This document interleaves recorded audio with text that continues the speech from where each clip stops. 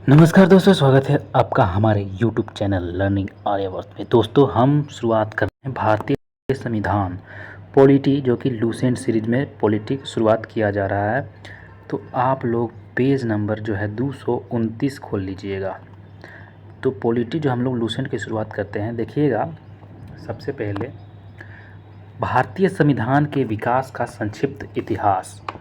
ये जो है भारत का जो संविधान था, इसका विकास कैसे हुआ, सबसे पहले इसके हम लोग पीछे का जो इतिहास है इसके बारे में हम लोग समझते हैं, उसके बाद देखेंगे। चलिए देखते हैं। 1757 ईस्वी की पलासी की लड़ाई आपको तो याद है। 1764 का बक्सर का युद्ध भी आपको याद होगा। ये जो है अंग्रेज़ों के द्वारा जीत लिए जाने के बाद, मतलब पहले 1757 की पलासी की लड़ाई में और 1764 के बक्सर के युद्ध में अंग्रेज़ क्या हो गए थे, जीत लिए जाने के बाद बंगाल पर, कहाँ, बंगाल पर ब्रिटिश ईस्ट इंडिया कंपनी के शासन का शिकंजा कसा गया। मतलब ब्रिटिश ईस्ट इंडिया का क्या हो गया, वहाँ पे शासन हो गया। और इसी शासन को अपने अनुकूल बनाए रखने के लिए अंग्रेज़ों ने समय समय पर कई एक्ट बनाए थे, अपने अनुकूल चलाने के लिए नियम बनाए थे। एक्ट मतलब नियम बनाए थे, कानून बनाए थे, पारित किए, जो भारतीय संविधान के विकास की सीढ़ियाँ बनी थी। और यही जो है भारतीय जो संविधान था, इसी का विकास का ये एक्ट जो था, ये सीढ़ियाँ बनते चले आई।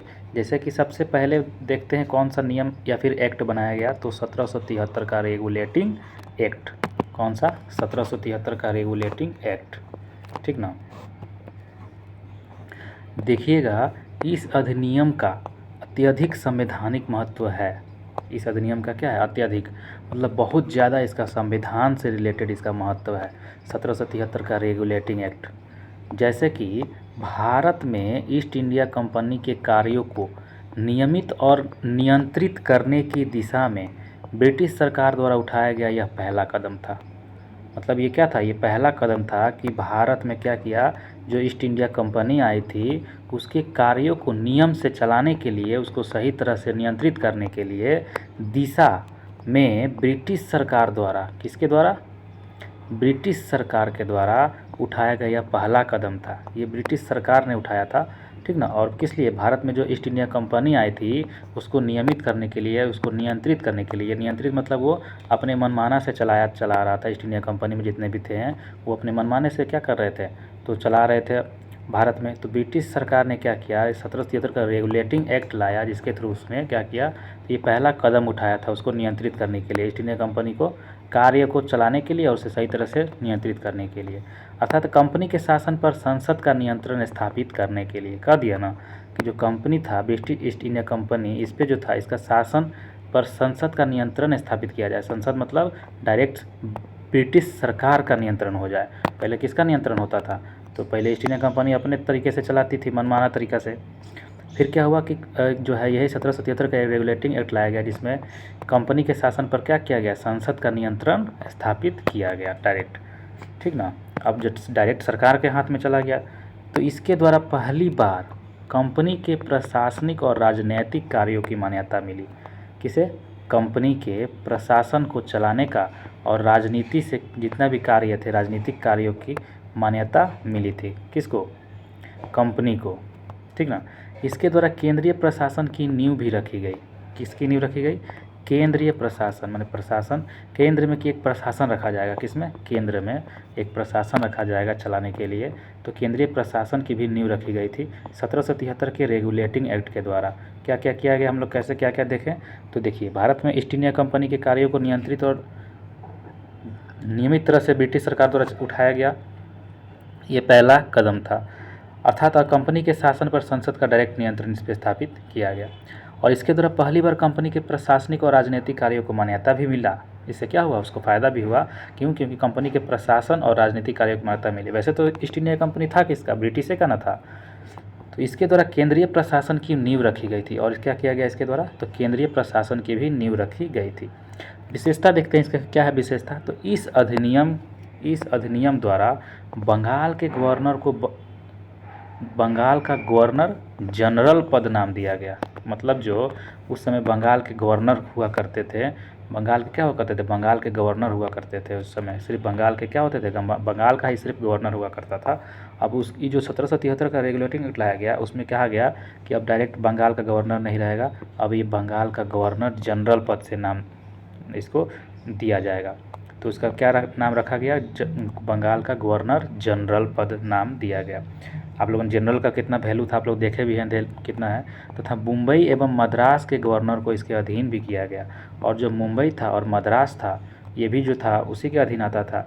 तो मुंबई और मद्रास को भी क्या किया गया, इसी गवर्नर के अधीन किया गया। तो बताइए जो गवर्नर होता था, तो इस एक्ट के तहत जो बनने वाला पहला गवर्नर कौन था, ये भी क्वेश्चन बनेगा ना जी, कि बताइए जो पहला गवर्नर बना था बंगाल के गवर्नर से, बंगाल का गवर्नर जनरल बना था, तो इसके एक्ट के तहत बनने वाले प्रथम गवर्नर जनरल कौन बने थे, तो लॉर्ड वारेन हेस्टिंग बने थे। कौन बने थे, लॉर्ड वारेन हेस्टिंग बने थे। इसका मतलब यही था पहले गवर्नर, अब बाद में ये बंगाल का गवर्नर से क्या बन गया, गवर्नर जनरल बन गया, गवर्नर जनरल बन गया, यही वारेन हेस्टिंग हुआ। कौन, वारेन हेस्टिंग हुआ। तो याद रखिएगा। आगे चलिए देखते हैं और क्या क्या हुआ इसमें विशेषता में। तो इसी एक्ट के तहत, मतलब 1773 के रेगुलेटिंग एक्ट के तहत अंतर्गत क्या किया गया, कलकत्ता जो प्रेसिडेंसी था, कलकत्ता के जो रहने वाले प्रेसिडेंसी हुआ करते, तो प्रेसिडेंसी में एक ऐसी सरकार स्थापित की गई जिसमें गवर्नर जनरल, जो गवर्नर जनरल वारेन हेस्टिंग हैं, गवर्नर जनरल और उसकी परिषद, उसके जो परिषद होता था, परिषद के 4 सदस्य थे जो अपनी सत्ता के उपयोग संयुक्त रूप से करते थे। तो इसी एक्ट के तहत कलकत्ता प्रेसिडेंसी में एक ऐसी सरकार की स्थापित की गई जिसमें गवर्नर जनरल और उसकी परिषद के 4 सदस्य होते थे जो अपनी सत्ता के उपयोग का क्या करते थे, संयुक्त रूप से करते थे, कार्य करते थे, ठीक ना। तो ये भी इसमें जो है कलकत्ता प्रेसिडेंसी में क्या किया गया, सरकार का स्थापित किया गया था कलकत्ता प्रेसिडेंसी में। वो जो क्या करता था, तो जिसमें गवर्नर जनरल होते थे और उसकी जो परिषद होते थे 4 सदस्य वाले परिषद, वही सत्ता को क्या करते थे, तो उपयोग करके संयुक्त रूप से चलाते थे।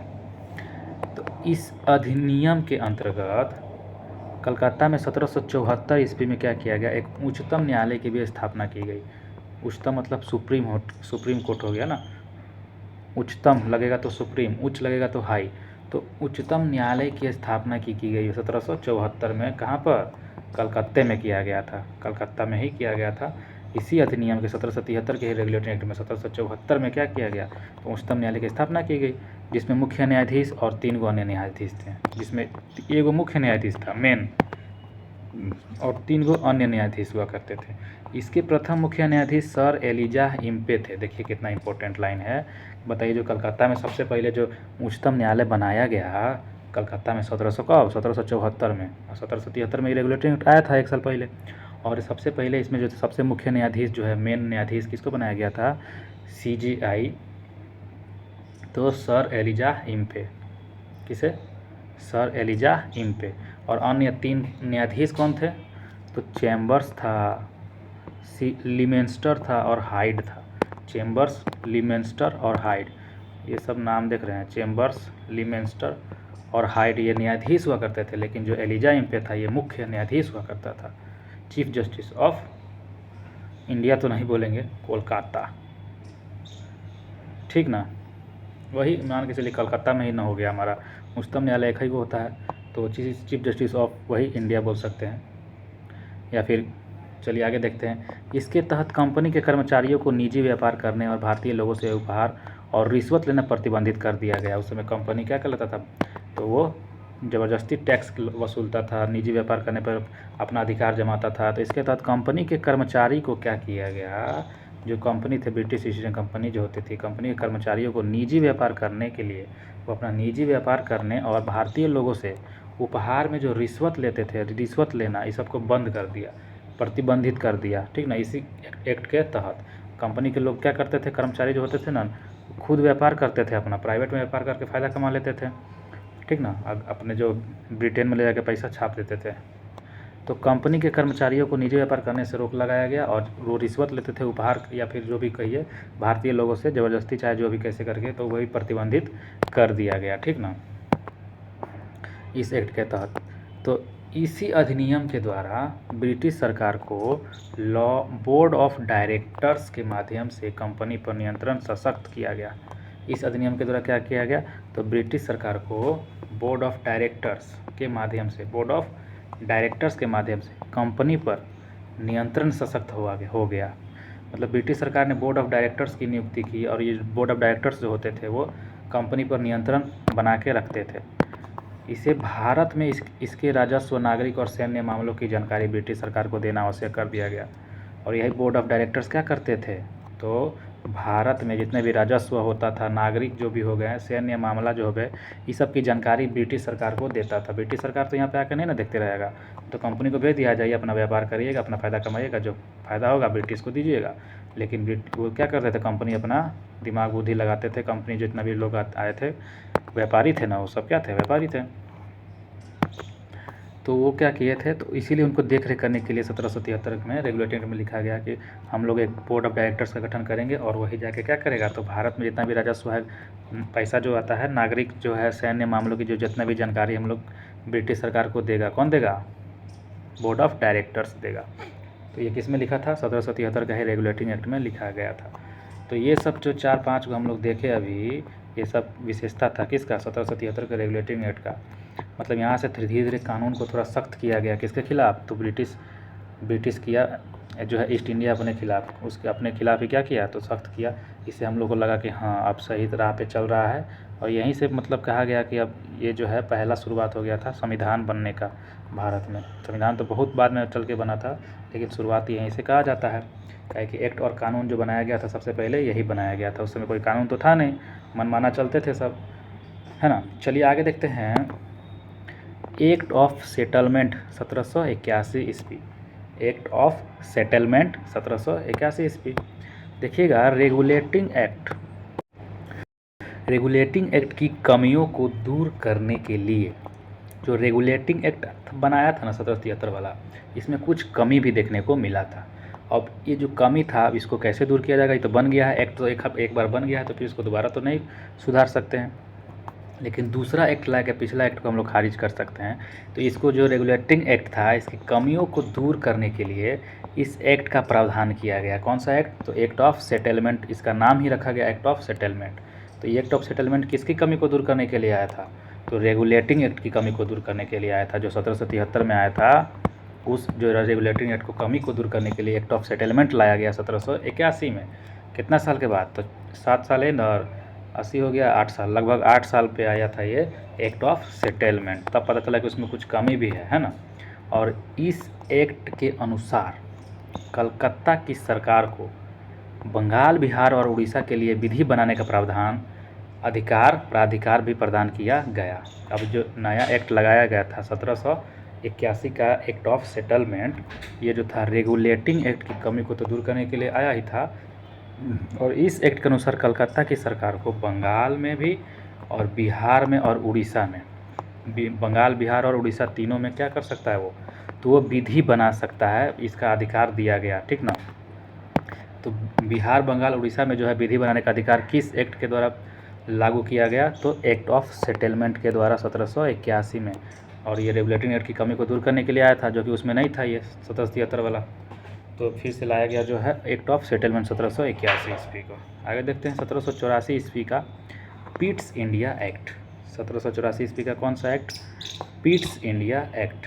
तो देखते हैं ये जो 1784 अब आया 3 साल के बाद, ये जो है कौन सा एक्ट है, तो 1784 का है पीट्स इंडिया एक्ट। क्या है ये, चलिए देखते हैं। तो इस एक्ट के द्वारा दोहरे प्रशासन का प्रारंभ हुआ, दोहरे प्रशासन का शुरुआत हुआ। दोहरा प्रशासन मतलब 2 प्रशासन चलाया जाएगा। एक तो बोर्ड ऑफ डायरेक्टर्स जो थे वो हमारे देख रेख करने के लिए आए थे, तो व्यापारिक मामलों के लिए ये आया था, बोर्ड ऑफ डायरेक्टर्स का गठन किया गया, दोहरा प्रशासन। और एक साथ में बोर्ड ऑफ कंट्रोलर का भी क्या किया गया, तो गठन किया गया राजनीतिक मामलों के लिए। देखिए कितना मस्त है कि ये जो है 1784 में लाया गया सब पीट्स इंडिया एक्ट लाया गया था। 1784 का जो पीट्स इंडिया एक्ट आया था, इस एक्ट के द्वारा दोहरा प्रशासन लाया गया। दोहरा प्रशासन किस एक्ट के थ्रू, तो 1784 के पीट्स इंडिया एक्ट के थ्रू दोहरा प्रशासन लाया गया। और बोर्ड ऑफ डायरेक्टर्स तो था ये व्यापारिक मामलों के लिए। हम लोग ऊपर भी देखे थे बोर्ड ऑफ डायरेक्टर के बारे में। बोर्ड ऑफ डायरेक्टर हम लोग कहाँ देखे थे दोस्तों, तो हम लोग यहाँ पे देखे थे ना कि ब्रिटिश सरकार को बोर्ड ऑफ डायरेक्टर के माध्यम से कंपनी पर नियंत्रण करने के लिए बोर्ड ऑफ डायरेक्टर का गठन किया गया था। तो बोर्ड ऑफ डायरेक्टर्स तो ये व्यापारिक मामलों के लिए ही था। किस लिए था बोर्ड ऑफ डायरेक्टर्स, व्यापारिक मामलों के लिए था। अब बोर्ड ऑफ कंट्रोलर एक दूसरा बनाया गया राजनीतिक मामलों के लिए। बोर्ड ऑफ कंट्रोलर किसके लिए बनाया गया? तो राजनीतिक मामलों के लिए बोर्ड ऑफ कंट्रोलर बनाया गया। तो व्यापारिक मामलों के लिए हम लोग बोर्ड ऑफ डायरेक्टर्स था और राजनीतिक मामलों के लिए बोर्ड ऑफ कंट्रोलर था। और ये जो था board of director, board of controller, दूगो जो था दोहरा प्रशासन, ये किस एक्ट के थ्रू? तो 1784 के पिट्स इंडिया एक्ट के थ्रू, 1784 के पिट्स इंडिया एक्ट के थ्रू। आशा करते हैं यहाँ तक याद हुआ आपको। आगे देखते हैं 1793 ईस्वी का चार्टर अधिनियम। 1793 ईस्वी का कौन सा अधिनियम? चार्टर अधिनियम। तो इसके द्वारा नियंत्रण बोर्ड के सदस्यों तथा कर्मचारियों के वेतन जो होते थे, वेतन मतलब जो नियंत्रण करने वाले बोर्ड हो गए, नियंत्रण बोर्ड के सदस्य हो गए और जो कर्मचारी हो गए, तो वेतन आदि, कर्मचारियों के जो वेतन आदि होते थे भारतीय राजस्व में से देने की व्यवस्था की गई थी। कि मतलब कि जो नियंत्रण बोर्ड के सदस्य हैं और कर्मचारी हैं, तो जो वर्क कर रहे हैं उनके लिए वेतन दिया जाएगा, जो सालाना जो है मंथली जो भी है, तो ये भारत के ही राजस्व से, मतलब भारत के ही पैसों में से क्या किया जाएगा, उनको दिया जाएगा। ये व्यवस्था किया गया था कि कौन से थ्रू? तो 1793 ईस्वी का चार्टर अधिनियम के थ्रू। तो यहाँ से भी क्वेश्चन बनेगा कि बताइए जो था, जो नियंत्रण बोर्ड के सदस्य होते थे उनको वेतन दिया जाएगा, वो भारत के ही पैसों से दिया जाएगा, मतलब भारतीय राजस्व में से ही दिया जाएगा, व्यवस्था किया जाएगा। ये किस अधिनियम या एक्ट के थ्रू लाया गया? तो 1793 का चार्टर अधिनियम के थ्रू लाया गया। 1793 के चार्टर अधिनियम के द्वारा कहा गया कि भारत पर जो शासन चला रहे हैं, उसके नियंत्रण कर रहे हैं, भारत के लिए देखभाल कर रहे हैं, तो पैसा भारत से ही ना आएगा, हम क्यों पैसा दें? ऐसा किसका कहना था? तो ब्रिटिश का था। तो इसीलिए उसने नियम लाया और भारतीय राजस्व में से उसको क्या किया गया, देने की व्यवस्था की गई। किसको? तो सदस्यों को और कर्मचारियों को वेतन, ठीक ना। जो नियंत्रण बोर्ड के सदस्य और कर्मचारी होते थे उनको वेतन मतलब कि सैलरी देने का कहाँ से शुरुआत किया गया? तो यही भारतीय राजस्व में से ही देने की व्यवस्था की गई। और इस कौन सा एक्ट के थ्रू? तो 1793 का चार्टर अधिनियम एक्ट। 1793 मस्त याद रखना है बस यही, कि जितना भी अधिकारी होते थे उनको जो है सैलरी दिया जाएगा भारत के पैसों से, भारत के राजस्व में से। ये उसमें बस इतना ही लिखा हुआ था 1793 का चार्टर अधिनियम। और उसके ऊपर हम लोग कौन कौन सा अधिनियम देख लिए? 1784 देख लिए थे। इसमें क्या था? तो इसमें दोहरा प्रशासन था। बोर्ड ऑफ डायरेक्टर्स जो था व्यापारिक मामलों के लिए था, बोर्ड ऑफ कंट्रोल राजनीतिक मामलों के लिए था। उसके ऊपर देखे थे एक्ट ऑफ सेटलमेंट जो आया था, वो तो रेगुलेटिंग एक्ट के कमियों को दूर करने के लिए आया था। और साथ ही साथ कलकत्ता सरकार को बंगाल, बिहार, उड़ीसा के लिए विधि बनाने का अधिकार भी उसके थ्रू दिया गया। किसको? तो कलकत्ता की सरकार को, ठीक ना, कि बंगाल, बिहार, उड़ीसा में क्या कर सकता है, वो विधि बना सकता है। एक्ट ऑफ सेटलमेंट 1781 के थ्रू। और 1773 तो आपको पता ही है, ठीक ना, इसमें क्या क्या था। चलिए, केंद्रीय प्रशासन की नींव किस एक्ट के थ्रू रखी गई? तो देखिए 1773 के रेगुलेटरी एक्ट के थ्रू। देखिए फंसाएगा यहाँ से, ठीक ना। और किसके द्वारा पहली बार कंपनी के प्रशासनिक और राजनीतिक कार्यों की मान्यता मिली? कंपनी के जो है प्रशासन और राजनीतिक कार्यों की मान्यता मिल गई थी। तो 1773 के रेगुलेटिंग एक्ट के थ्रू। यहाँ से क्वेश्चन बन जाएगा ऐसे करके, है ना। और जो है ये हमारा क्या था, ब्रिटिश सरकार द्वारा उठाया गया पहला कदम था, जो कि क्या करेगा, कंपनी के शासन पर संसदीय नियंत्रण स्थापित किया जाएगा। ऐसा 1773 के रेगुलेटिंग एक्ट के थ्रू ऐसा कहा गया था। अब चलिए आगे देखते हैं। एक बचा है हम लोग का जो है 1813 का चार्टर अधिनियम, बहुत इंपॉर्टेंट है। 1813 का चार्टर अधिनियम देखिएगा। इस अधिनियम की मुख्य विशेषता क्या क्या है? सबसे पहली व्यवस्था है कंपनी के अधिकार पत्र को 20 वर्षों के लिए बढ़ा दिया जाएगा। तो ये जो था ना 1813 का चार्टर अधिनियम, इसमें क्या लिखा गया था कि कंपनी के अधिकार पत्र को 20 वर्षों के लिए बढ़ा दिया जाएगा। कंपनी के जो अधिकार पत्र है, कौन सा पत्र? अधिकार पत्र। कंपनी जो है उसका अधिकार है वहाँ पे क्या करना, वहाँ पे व्यापार करना। कहाँ पे? भारत में। जो था भारत में 20 वर्षों तक बढ़ा दिया गया कंपनी के व्यापार करने का अधिकार को, ठीक ना। जो कंपनी आया था ईस्ट इंडिया कंपनी, उसके अधिकार को 20 वर्षों के लिए बढ़ा दिया गया। किस एक्ट के थ्रू? तो 1813 का चार्टर अधिनियम के थ्रू। है तो वो ब्रिटिश ही ना, अपने फ़ायदों के लिए आए थे। दूसरा नंबर, कंपनी के भारत के साथ व्यापार करने का एक अधिकार को छीन लिया गया। लेकिन एक उसके लिए दिक्कत भी किया कि कंपनी पहले क्या करता था, भारत के साथ एक अधिकार व्यापार करता था, मतलब सिर्फ वही एक व्यापार कर सकता है, बाकी कोई व्यापार नहीं कर सकता, ऐसा नियम कंपनी बना के बैठा था। लेकिन फिर क्या हुआ, जब ये 1813 का जो चार्टर अधिनियम लाया गया तो इससे बेनिफिट भी हुआ कि क्या किया गया, कंपनी को भारत के साथ व्यापार जो किया जाता था वो एक अधिकार करता था, मतलब खुद वही व्यापार करता था, दूसरे किसी को नहीं करने देता था, उसको वो छीन लिया। ठीक ना। 1813 के चार्टर अधिनियम के थ्रू इसको छीन लिया, मतलब उसको बंद करवा दिया गया कि अब कोई भी व्यापार कर सकता है। कंपनी ही क्यों करेगी भारत में व्यापार, भारत के लोग भी व्यापार कर सकते हैं और भी कोई है जो भी व्यापार कर सकते हैं, है ना।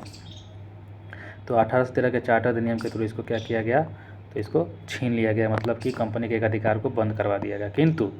किंतु में देखिएगा, उसे चीन के साथ व्यापार एवं पूर्वी देशों के साथ चाय और व्यापार के संबंधों में 20 साल के लिए अधिकार प्राप्त रहा। लेकिन बस चीन के साथ और जो पूर्वी देश होते थे, पूर्वी राइट साइड में जो पूर्वी देश होते थे, उनके साथ चाय का व्यापार करने के लिए 20 साल के लिए एक अधिकार प्राप्त था कंपनी को। कंपनी जो था वो चीन के साथ 20 साल तक एक अधिकार में व्यापार कर सकता है, कोई नहीं करेगा एक अधिकार, मतलब बस जो है कंपनी ही चीन के साथ व्यापार कर सकता है। और पूर्वी देश जो भी हैं, पूर्वी देशों के साथ चाय के लिए व्यापार करने के लिए 20 साल के लिए एक अधिकार प्राप्त किया गया, ठीक ना। 20 साल के लिए क्या किया गया, तो एक अधिकार प्राप्त किया। आगे क्या हुआ, तो कुछ सीमा के अधीन सभी ब्रिटिश नागरिकों के लिए भारत के साथ व्यापार खोल दिया गया था। सभी ब्रिटिश नागरिकों के साथ भारत के साथ व्यापार खोल दिया गया। सभी ब्रिटिश नागरिकों के लिए भारत के साथ क्या किया गया, व्यापार को खोल दिया गया था कुछ सीमा के तहत। चौथा नंबर है 1813 से पहले ईसाई पादरी जो होते थे, ईसाई पादरियों को भारत में आने की आज्ञा नहीं थी। 1813 से पहले जो ईसाई पादरी होते थे वो भारत नहीं आ सकते थे, परंतु 1813 में जो अधिनियम आ गया, 1813 का जो चार्टर एक्ट आ गया, उसके द्वारा अब ईसाई पादरियों को भी आज्ञा प्राप्त हो गया कि भारत आके वो अपना सुविधा मिल गई, भारत आने की सुविधा उनको मिल गई ईसाई पादरियों को। तो यहाँ से भी क्वेश्चन बनेगा, बताइए कि किस एक्ट के थ्रू ईसाई पादरियों को भारत आने की आज्ञा मिली थी। तो 1813 के चार्टर एक्ट के थ्रू ईसाई पादरियों को भारत आने की आज्ञा मिल गई थी, है ना। कुछ सीमा के अधीन सभी ब्रिटिश नागरिकों के लिए भारत के साथ व्यापार को कब खोल दिया गया था, तो वही 1813 के चार्टर अधिनियम के थ्रू उसको खोल दिया गया था। और जो बताइए कि किस चीन के साथ व्यापार, पूर्वी चीन देशों के साथ व्यापार का 20 वर्षों के लिए एक अधिकार प्राप्त हो गया, किस अधिनियम के थ्रू कहा गया, तो 1813 का चार्टर अधिनियम के थ्रू कहा गया। कंपनी का अधिकार पत्र को 20 वर्षों के लिए बढ़ा दिया गया, किस एक्ट के थ्रू, तो 1813 के चार्टर अधिनियम के ही थ्रू, ठीक ना। और जो है कंपनी एक अधिकार जो करता था व्यापार, उसको छीन लिया गया था, ठीक ना, किस एक्ट के थ्रू, 1813 के चार्टर अधिनियम के थ्रू। भले 20 वर्षों के लिए उसका अधिकार पत्र को बढ़ाया, लेकिन एक अधिकार पत्र को छीन लिया, 1813 के चार्टर अधिनियम के थ्रू, ठीक ना। तो आशा करते हैं ये समझ में आया। आगे देखते हैं हम लोग क्या लिखा हुआ है। अब आता है 1833 का चार्टर अधिनियम। 1813 तो हम लोग समझ लिए, 1833 का चार्टर अधिनियम क्या कहता है, तो इस अधिनियम की मुख्य विशेषताएं हैं, पहला नंबर की, इसके द्वारा कंपनी के व्यापारिक अधिकार पूर्णतः समाप्त कर दिया गया। मतलब कि अब जो फिर 20 साल तक अधिकार था, यहाँ पे 20 साल तक अधिकार को दिया था ना, 20 वर्षों के लिए बढ़ा दिया गया था कंपनी का अधिकार पत्र। तब 33 आया, 13 के बाद 23, 23 के बाद 33, 20 साल पूरा। तो 20 साल के बाद अब 1833 का चार्टर अधिनियम आया। अब इस अधिनियम की मुख्य विशेषताएं क्या थी, तो इसके द्वारा कंपनी के व्यापारिक अधिकार पूर्णतः समाप्त कर दिए गए। मतलब जो कंपनी अपना व्यापारिक अधिकार जमाता था उसको समाप्त कर दिया गया। अब कंपनी अपना व्यापारिक अधिकार को नहीं जमा सकता था, ठीक ना। जो 20 साल के लिए उसका अधिकार था उसको क्या कर दिया गया, ख़त्म कर दिया गया, अधिकार को पूर्णतः समाप्त कर दिया गया। व्यापारिक अधिकार को पूर्णतः कब किस एक्ट के थ्रू समाप्त किया गया, तो 1833 के चार्टर अधिनियम के थ्रू पूर्णतः समाप्त किया गया व्यापारिक अधिकार को, कंपनी के व्यापारिक अधिकार को पूर्णतः समाप्त कर दिया गया 1833 के चार्टर अधिनियम के थ्रू। 1813 में क्या किया गया था, 20 वर्षों के लिए बढ़ाया गया था। अब कंपनी का कार्य ब्रिटिश सरकार की ओर से मात्र भारत का शासन करना ही रह गया था। अब क्या कर सकता है कंपनी, तो ब्रिटिश सरकार की तरफ से वो भारत का ही मात्र अब शासन ही कर सकता है। व्यापारिक अधिकार तो समाप्त कर दिया 1833 के चार्टर अधिनियम लाके, ठीक ना। बंगाल के गवर्नर जनरल को भारत का गवर्नर जनरल कहा जाने लगा। अब हम लोग 1777 में क्या देखे थे कि बंगाल के गवर्नर को बंगाल का गवर्नर जनरल कहा जाने लगा था। वैसे ही अब बंगाल के गवर्नर जो जनरल थे उस समय से जो चलते आ रहे थे, 1777 से चलते आ रहे थे, अब वही बंगाल के गवर्नर जनरल भारत का गवर्नर जनरल कहलाने लगे। भारत का गवर्नर जनरल कहलाने लगे, किस एक्ट के थ्रू, 1833 के चार्टर अधिनियम के थ्रू। यहाँ बार बार पूछता है, बताइएगा भारत के जो गवर्नर जनरल थे, जनरल अब भारत के गवर्नर जनरल कहा जाने लगे। बंगाल के गवर्नर जनरल जो हुआ करते थे, अब भारत के गवर्नर जनरल कब से कहलाने लगे? तो 1833 के चार्टर अधिनियम के थ्रू। 1833 के चार्टर अधिनियम के थ्रू जो थे बंगाल के गवर्नर और भारत के गवर्नर जनरल कहा जाने लगे। बम्बई तथा मद्रास की परिषदों की विधि निर्माण शक्तियों को वापस ले लिया गया। जो बम्बई और मद्रास था, वो जो उसके परिषद कौन थे? बंगाल के संभालते थे ना, जो थे कौन थे? गवर्नर जनरल, उनको दिया गया था। हम लोग पीछे देखे थे। तो बम्बई मद्रास के जो परिषद हुआ करता था, उसकी विधि निर्माण शक्तियों को अब क्या किया गया? वापस ले लिया गया। क्या किया गया? वापस ले लिया गया 1833 के चार्टर अधिनियम के थ्रू। तो बताइए किस एक्ट के थ्रू बम्बई और मद्रास की परिषदों को विधि निर्माण शक्तियों को वापस ले लिया गया? तो 1833 के चार्टर अधिनियम। 1833 के चार्टर अधिनियम। विधिक परामर्श हेतु गवर्नर जनरल की जो परिषद में विधि सदस्य के रूप में चौथे सदस्य को शामिल किया गया था, ठीक ना। तो विधिक परामर्श हेतु गवर्नर जनरल की परिषद में विधि सदस्य जो था, विधि सदस्य के रूप में चौथे सदस्य को शामिल किया गया। किस सदस्य को शामिल किया गया? चौथे सदस्य को शामिल किया गया, ठीक ना। भारत में दास प्रथा को विधि विरुद्ध घोषित कर दिया गया। भारत में किसकी? तो भारत में जो था दास प्रथा, भारत में दास प्रथा को क्या किया गया? विधि के विरुद्ध घोषित किया गया। तो बताइएगा, दास प्रथा को विधि से हटाया गया, दास रखने को क्या किया गया? उसको हटा दिया गया, उसको विरुद्ध घोषित किया कर दिया गया। किस एक्ट के थ्रू? तो वही 1833 के चार्टर एक्ट के थ्रू ही भारत की दास प्रथा को समाप्त किया गया, डायरेक्ट बोलिए ऐसे। और 1843 में उसका उन्मूलन कर दिया गया। उसको जो था 1833 में इसको विरुद्ध घोषित किया गया कि ये विरुद्ध है, विधि के विरुद्ध है दास प्रथा। दास किसी को बनाना क्या है? गलत है। ये विरुद्ध घोषित कर दिया गया था। और 1843 में 10 साल के बाद इसको उखाड़ के फेंक दिया गया, मतलब उसको हमेशा के लिए समाप्त कर दिया गया। दास प्रथा को कब समाप्त किया गया? 1843 में। तो 1833 में किया गया, इसको विधि के विरुद्ध घोषित कर दिया गया दास प्रथा को, और 10 साल के बाद उसको समाप्त कर दिया गया। तब तक दिमाग में सबके बैठ भी गया था कि हाँ दास प्रथा खराब है, दास प्रथा खराब है। अब 10 साल के बाद देखा कि अब कमज़ोर हो गया है, सब कोई मानने लग गया है, तो उसको बंद कर दिया, समाप्त कर दिया उन दास प्रथा को, है ना। तो लोग बताइएगा, जो है विधि परामर्श है तो गवर्नर जनरल की परिषद में विधि सदस्य के रूप में चौथे सदस्य को शामिल किया गया। किस एक्ट के थ्रू? तो 1833 के चार्टर एक्ट के थ्रू क्या किया गया? तो विधि परामर्श है तो गवर्नर जनरल की परिषद में विधि सदस्य के रूप में चौथे सदस्य को शामिल किया गया। विधि सदस्य के रूप में चौथा सदस्य के शामिल किया गया था विधि परामर्श करने के लिए गवर्नर जनरल की परिषद में, ठीक ना, ये भी याद रखिएगा। और बम्बई मद्रास परिषदों की विधि निर्माण शक्तियों को वापस ले लिया गया था 1833 के ही चार्टर अधिनियम के थ्रू। क्या किया गया था? बम्बई मद्रास परिषद को विधि निर्माण जो था उसकी शक्तियों को वापस ले लिया गया था, ठीक ना। अब कंपनी को कार्य ब्रिटिश सरकार की ओर से मात्र भारत का शासन करना रह गया था। किस एक्ट के थ्रू? 1833 के ही चार्टर अधिनियम के थ्रू, ठीक ना। और इसमें समाप्त कर दिया गया था, क्या किया गया था? व्यापारिक अधिकार को पूर्णतः समाप्त कर दिया गया था 1833 के चार्टर अधिनियम के थ्रू। और बंगाल के गवर्नर जनरल को अब क्या कहा जाने लगा? तो भारत का गवर्नर जनरल कहा जाने लगा 1833 के चार्टर अधिनियम। तो 1833 याद रखिएगा, 1773, 1813, ये 3 को थोड़ा इंपॉर्टेंट है, बाकी सब एक बार हम लोग बढ़िया से याद करेंगे। चलिए आगे देखते हैं 7 नंबर में क्या कह रहा है। अधिनियम की धारा 87 के तहत, अधिनियम धारा 87 के तहत कंपनी के अधीन पद धारण करने के लिए किसी व्यक्ति को धर्म, जन्म स्थान, मूल वंश, रंग के आधार पर अयोग्य न ठहराए जाने का उपबंध किया गया। बताइए, इसका मतलब पहले जो था धर्म और जन्म स्थान के हिसाब से, मूल वंश क्या है, रंग रूप क्या है, इसके आधार पे क्या होता था? तो कंपनी के अधीन पद धारण किया करने का ये निर्माण होता था। लेकिन ये अधिनियम धारा 87 लाया गया, किसके द्वारा 87 लाया गया? धारा 87, तो 1833 के चार्टर एक्ट के द्वारा अधिनियम की धारा 87 लाया गया। और 87 के थ्रू क्या किया गया? कंपनी के अधीन जितना भी पद धारण करने वाले के लिए जो व्यक्ति हो करते थे, उनको धर्म, जन्म स्थान के रंग रूप के हिसाब से उसको क्या किया जाएगा? अयोग्य नहीं ठहराया जाएगा कि वो अयोग्य हैं, ठीक ना। तो ये थोड़ा पॉजिटिविटी मिला भारतीयों को। तो धारा 87 किस एक्ट के थ्रू लाया गया? 1833 के चार्टर एक्ट के थ्रू धारा 87 लाया गया। और उसमें क्या कहा गया था कि धर्म, जन्म स्थान, मूल वंश, रंग के आधार पर अयोग्य नहीं ठहराया जाता है। तो धारा 87 में होता ही है, लाया क्या गया था? ये अधिनियम पहले से था, तो धारा 87 लाया, पहले से धारा बनाया गया था। उसमें धारा में जन्म, तो डायरेक्ट क्वेश्चन पूछेगा धारा 87 में क्या है? धारा 87 में यही ना होगा, किसी व्यक्ति को धर्म, जन्म स्थान, मूल वंश, रंग के आधार पर उसको नहीं अयोग्य किया जाए, ऐसा धारा 87 में लिखा होगा, है ना।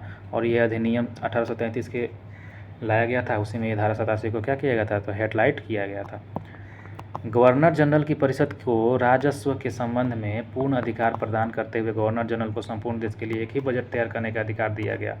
जो गवर्नर जनरल होते थे, गवर्नर जनरल मतलब भारत के गवर्नर जनरल अब कहलाने लगे, तो भारत के गवर्नर जनरल परिषद को राजस्व के संबंध में, राजस्व में पैसा जो होता था भारत का, उसके संबंध में पूर्ण अधिकार प्रदान करते हुए गवर्नर जनरल को संपूर्ण देश के लिए एक ही बजट तैयार करने का अधिकार दिया गया कि पूरा देश के लिए एक बजट तैयार करेंगे, अलग अलग नहीं, एक ही बजट तैयार करेंगे पूरा देश के लिए, ठीक ना। तो ये जो था गवर्नर जनरल को यह आदेश दिया गया कि संपूर्ण देश के लिए एक ही बजट तैयार किया जाएगा, किस एक्ट के थ्रू, तो 1833 के चार्टर एक्ट के थ्रू। भारतीय कानूनों का वर्गीकरण किया गया तथा इस कार्य के लिए विधि आयोग की नियुक्ति भी की गई। तो भारतीय कानून, देखिए यहाँ पे क्या हुआ है, भारतीय कानूनों का वर्गीकरण किया गया, मतलब जितने भी कानून थे उसको बंटवारा किया गया, सबको भारत के कानून को क्या किया गया, वर्गीकरण किया गया। और इस कार्य के लिए विधि आयोग की भी नियुक्ति की गई, विधि आयोग की नियुक्ति की गई जो क्या करेगा, तो भारत के कानूनों का वर्गीकरण बांटेगा, कौन कौन सा क्या कार्य करता है भारत के कानून, इसके लिए विधि आयोग की नियुक्ति की गई थी। 1834 में लॉर्ड मैकाले की अध्यक्षता में, 1834 में कौन थे, तो लॉर्ड मैकाले थे। लॉर्ड मैकाले की अध्यक्षता में प्रथम विधि आयोग का गठन किया गया था। यही विधि आयोग जो हम लोग देखे, विधि आयोग क्या कर रहा था, तो भारतीय कानून का वर्गीकरण कर रहा था। यही प्रथम विधि आयोग का गठन किया गया था, किसके थ्रू, तो लॉर्ड मेघालय की अध्यक्षता में किया गया था 1834 में। 1834 में ही मतलब एक साल के बाद 1833 जो आया था उसके एक साल के बाद लॉर्ड मेघालय थे, लेकिन लॉर्ड मेघालय की अध्यक्षता में क्या किया गया, तो प्रथम विधि आयोग का गठन किया गया। प्रथम विधि आयोग का क्या किया गया, गठन किया गया लॉर्ड मेघालय की अध्यक्षता में, याद रखिएगा 1834 में लॉर्ड मेघालय की अध्यक्षता में क्या किया गया, प्रथम विधि आयोग का गठन किया गया। आगे बढ़ते हैं तो 1853 का, 53 क्या है, 1853, 33 तो ठीक है, 33 के बाद 43, 53, अच्छा फिर 20 साल के बाद एक एक्ट लाया गया था, 20 साल पे एक्ट लाया जा रहा था। तो 1853 का अब चार्टर अधिनियम आया। इस अधिनियम की मुख्य विशेषता क्या थी, तो देखिएगा इस अधिनियम के द्वारा सेवाओं में नामजदगी का सिद्धांत समाप्त कर कंपनी के महत्वपूर्ण पदों पर को प्रतियोगी परीक्षाओं के आधार पर भरने की व्यवस्था की गई। मतलब अब इसमें क्या किया जाएगा, तो पहले क्या होता था, नामजदगी के सिद्धांत के समाप्त कर दिया गया। पहले नामजदगी पर ही मुँह से बोल के ही सेवा में क्या भर्ती करा लिया जाता था, लेकिन अब क्या किया गया कि 1853 के चार्टर अधिनियम में ऐसा प्रावधान लिखा गया, अधिनियम बनाया गया कि अब महत्वपूर्ण कंपनी के महत्वपूर्ण पद जो भी हैं, उनके पद को प्रतियोगी परीक्षाओं के आधार पर भरने की व्यवस्था की गई कि अब प्रतियोगी परीक्षा लिया जाएगा उनको, तब उसके पदों को भर्ती किया जाएगा। किस एक्ट के थ्रू, तो 1853 के चार्टर अधिनियम के थ्रू। इसी अधिनियम के द्वारा गवर्नर जनरल की परिषद के विधायी एवं प्रशासनिक कार्यों को भी अलग कर दिया गया। इस एक्ट के थ्रू बताइए किस एक्ट के थ्रू जो गवर्नर जनरल की परिषद के विधायी और प्रशासनिक जो कार्य होते थे उसको अलग किया गया, तो 1853 के चार्टर अधिनियम के थ्रू। और इसी तहत परिषद के 6 नए पार्षद जोड़े गए जिन्हें विधान परिषद कहा गया। और इसके ही तहत क्या किया गया, परिषद में 6 गो नया पार्षद जोड़ा गया, पार्षद 6 गो जोड़ा गया, किस एक्ट के थ्रू, 1853 के चार्टर एक्ट के थ्रू, और जिन्हें विधान पार्षद कहा गया। नया पार्षद 6 को जोड़ा गया, इसी को हम लोग विधान पार्षद कहा गया, ठीक ना। तो इसी एक्ट के तहत क्या किया गया, परिषद में 6 को नया पार्षद भी जोड़ा गया जिन्हें विधान पार्षद कहा गया, ठीक ना। अब आते हैं 1858 का भारत शासन अधिनियम। अब यहाँ से जो था भारत शासन अधिनियम लिखा गया, ऐसा देखते हैं। देखिए आगे कह रहा है कि 1858, 53 तक तो हम लोग देख लिए, तो एक्ट चलते आ रहा था वो, ठीक ना, वो एक्ट था चार्टर अधिनियम। अब ये है भारत शासन अधिनियम। तो इस अधिनियम की विशेषता देखिएगा। अब 1858 का भारत शासन अधिनियम, ये क्या था, 1858 था। 1857 के बाद 1858 का भारत शासन अधिनियम आया था। ये बहुत ही थोड़ा सही तरह से मतलब कि पेश किया गया। देखिएगा, भारत का शासन कंपनी से लेकर अब ब्रिटिश क्राउन के हाथ में डायरेक्ट सौंपा गया। वहाँ तक तो कंपनी को भी छूट दिया गया था, लेकिन अब पूरा का पूरा क्या किया गया, भारत का जो शासन था वो कंपनी से ले लिया गया। शासन पहले कंपनी को दिया गया था चलाने के लिए, लेकिन वो सब भी अपना नियम कानून तोड़ दे रहा था। तो भारत का शासन कंपनी से लेकर ब्रिटिश क्राउन के हाथ में, अब डायरेक्ट ब्रिटिश मतलब डायरेक्ट भारत थी, ब्रिटिश सरकार उसका डायरेक्ट अब क्या करेगा, उसको चलाएगा। कंपनी को उसमें थोड़ा सा भी अपना हक नहीं रहेगा। तो ये जो कह रहा है कि भारत में मंत्री पद की व्यवस्था, भारत में जो था मंत्री पद की व्यवस्था भी की गई। तो कंपनी से लेकर ब्रिटिश शासन क्राउन के हाथ में कब सौंपा गया? जो 1857 क्रांति हुआ था ना, उसी के जस्ट 1 साल के बाद 1858 को भारत शासन अधिनियम बनाया गया था। इसी एक्ट के थ्रू क्या किया गया? तो क्राउन के हाथों में, ब्रिटिश क्राउन के हाथों में भारत कंपनी की जो शासन छीन के ब्रिटिश क्राउन के हाथों में सौंप दिया गया था। भारत में मंत्री पद का भी व्यवस्था किया गया। भारत में क्या किया गया? मंत्री पद भी रखा गया कि मंत्री को चलाने के लिए क्या किया जाए, मंत्री पद भी व्यवस्था किया गया था। तो मंत्री पद की व्यवस्था किस एक्ट के थ्रू बनाया गया? 1858 का भारत शासन अधिनियम के थ्रू मंत्री पद की व्यवस्था की गई। 15 सदस्यों की भारत परिषद का सृजन हुआ। अब 15 इसमें से मंत्री सदस्य मतलब 15 सदस्यों का क्या किया गया? भारत परिषद का सृजन हुआ। 15 सदस्यों का भारत परिषद बनाया गया। 15 सदस्यों का क्या बनाया गया? तो भारत परिषद बनाया गया 15 सदस्यों को मिला के। कितना? 15 सदस्यों को मिला के भारत परिषद बनाया गया, 15 सदस्यों को मिला के। 8 सदस्यीय ब्रिटिश सरकार द्वारा, 7 सदस्यीय कंपनी के अधीन मंडल द्वारा, ठीक ना। तो 8 गो सदस्य जो थे वो ब्रिटिश सरकार के द्वारा और 7 गो सदस्य कंपनी के निदेशक के मंडल द्वारा ये बनाया गया था। टोटल कितना हो गया? तो 15 हो गया ना। तो यही 15 सदस्यों को क्या किया गया था? भारत परिषद का सृजन बनाया गया था, जिसमें से 8 गो ब्रिटिश सरकार चुना था और 7 गो सदस्य कंपनी के अधीन मंडल द्वारा चुना गया था।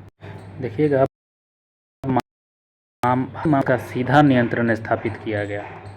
अब क्या किया गया? भारत के जितना भी मामले थे, अब ब्रिटिश संसद डायरेक्ट क्या करता था? उसका नियंत्रण करता था। बीच में कोई कंपनी नहीं था, उसको क्या कर दिया? हटा दिया। जो मुगल सम्राट हुआ करता था, मुगल सम्राटों का पद को समाप्त कर दिया गया इसी 1858 के भारत शासन अधिनियम के द्वारा। इसी अधिनियम के द्वारा बोर्ड ऑफ डायरेक्टर्स तथा बोर्ड ऑफ कंट्रोलर को भी समाप्त कर दिया गया। जो बोर्ड ऑफ डायरेक्टर्स और बोर्ड ऑफ कंट्रोलर हम लोग देखे थे, इसको क्या कर दिया गया? समाप्त कर। जो हम लोग यहाँ पे देखे थे ना, board of controllers, board of directors, जो 1784 के पिट्स इंडिया एक्ट के थ्रू बनाया गया था, इसको अब यहाँ पे क्या कर दिया गया? समाप्त कर दिया गया, ठीक ना। भारत में शासन संचालन के लिए ब्रिटिश मंत्रिमंडल में एक सदस्य के रूप में भारत के राज्य सचिव की भी नियुक्ति की गई। मतलब ब्रिटिश मंत्रिमंडल में से एक सदस्य के रूप में आए थे भारत के राज्य सचिव, secretary of state of for India की नियुक्ति की गई थी। वो अपने कार्यों के लिए ब्रिटिश संसद के प्रति उत्तरदायी होगा, कंपनी के प्रति नहीं। किसके प्रति? तो ब्रिटिश संसद के प्रति उत्तरदायी होगा। तो भारत के लिए राज्य सचिव का नियुक्ति किस एक्ट के द्वारा किया गया? किस अधिनियम? तो 1858 का भारत शासन अधिनियम के द्वारा भारत राज्य सचिव की नियुक्ति किया गया था।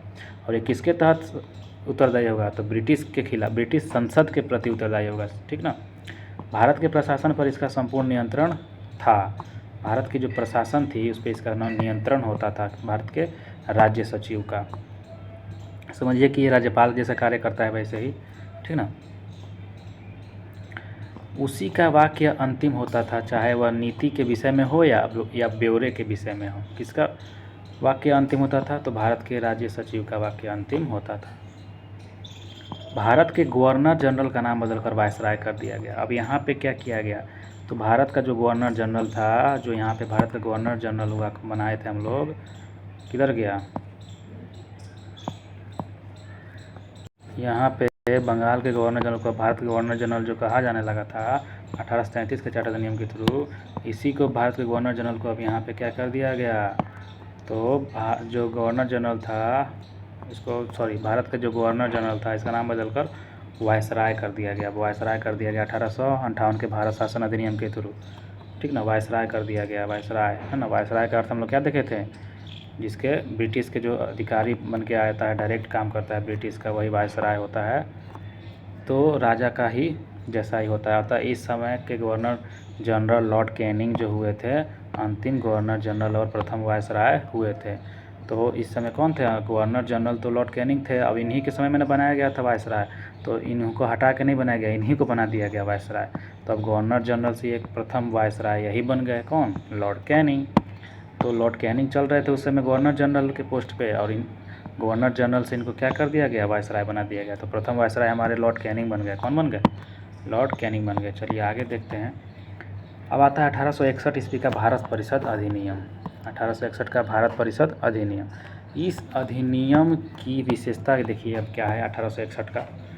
तो देखिएगा 61 वाला देख रहे हैं भारत परिषद, इसको परिषद कहा गया है। भारत शासन तो 1858 को कहा जाता था, इसको भारत परिषद अधिनियम कहा गया, भारत परिषद। क्यों? क्योंकि उसमें भारत परिषद का गठन कर दिया गया था, इसलिए अब इसको भारत परिषद किया गया। इसी अधिनियम की विशेषता देखिएगा, गवर्नर जनरल की कार्यकारिणी परिषद जो होता था उसका विस्तार किया गया। गवर्नर जो जनरल का कार्यकारिणी परिषद का क्या किया गया? विस्तार किया गया। वही गवर्नर जनरल या फिर वायसराय कहिए, उसकी कार्यकारिणी परिषद का विस्तार किया गया। विभागीय प्रणाली का प्रारंभ हुआ, विभागीय प्रणाली का क्या हुआ?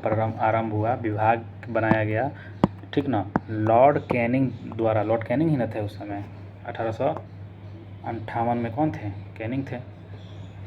वायसराय जो बने थे हम लोग ऊपर अभी क्या देखे थे? अभी देखे थे यहाँ पे लॉर्ड कैनिंग अंतिम गवर्नर जनरल और प्रथम वायसराय। तो वही लॉर्ड कैनिंग के द्वारा विभागीय प्रणाली का प्रारंभ हुआ। किसके द्वारा? विभागीय प्रणाली का प्रारंभ हुआ तो लॉर्ड कैनिंग के द्वारा। किस एक्ट के थ्रू? तो 1861 ईस्वी के भारत परिषद अधिनियम के थ्रू। गवर्नर जनरल को पहली बार अध्यादेश जारी करने की शक्ति प्रदान की गई। जो गवर्नर जनरल थे उसको पहली बार अब क्या कहा गया कि वो अध्यादेश अब जारी कर सकते हैं, अध्यादेश जारी करने की शक्ति प्रदान की गई गवर्नर जनरल को। ऐसे अध्यादेश की अवधि मात्र 6 महीने होती थी। अध्यादेश जारी करने की शक्ति प्रदान की गई, गवर्नर जनरल अब अध्यादेश जारी कर सकते थे और उसके जो अवधि होता था मात्र 6 महीना होता था। कितना समय होता था? 6 महीना तक अध्यादेश जारी कर सकते थे। ऐसे अध्यादेश को अवधि मात्र कितना? 6 महीना होती थी। गवर्नर जनरल को बंगाल, उत्तर पश्चिमी सीमा प्रांत और पंजाब में विधान परिषद स्थापित करने की शक्ति प्रदान की गई। गवर्नर जनरल को क्या किया गया कि बंगाल में उत्तर पश्चिम, मतलब उत्तर और पश्चिम इधर साइड वाला जो है उत्तर पश्चिम सीमा प्रांत, पंजाब एवं विधान परिषद स्थापित करने की शक्ति प्रदान की गई। तो किस एक्ट के थ्रू? तो 1761 के भारत परिषद अधिनियम के थ्रू क्या किया गया? गवर्नर जनरल को बंगाल, पश्चिम प्रांत और पंजाब परिषद के स्थापित करने की शक्ति प्रदान की गई। इसके द्वारा कानून बनाने की प्रक्रिया में भारतीय प्रतिनिधियों के शामिल करने की शुरुआत हुई। और इसके द्वारा क्या हुआ? जो कानून बनाया जाएगा, कानून बनाने की प्रक्रिया जो था, कानून बनाने की प्रक्रिया में भारतीय प्रतिनिधियों को शामिल करने की शुरुआत हुई।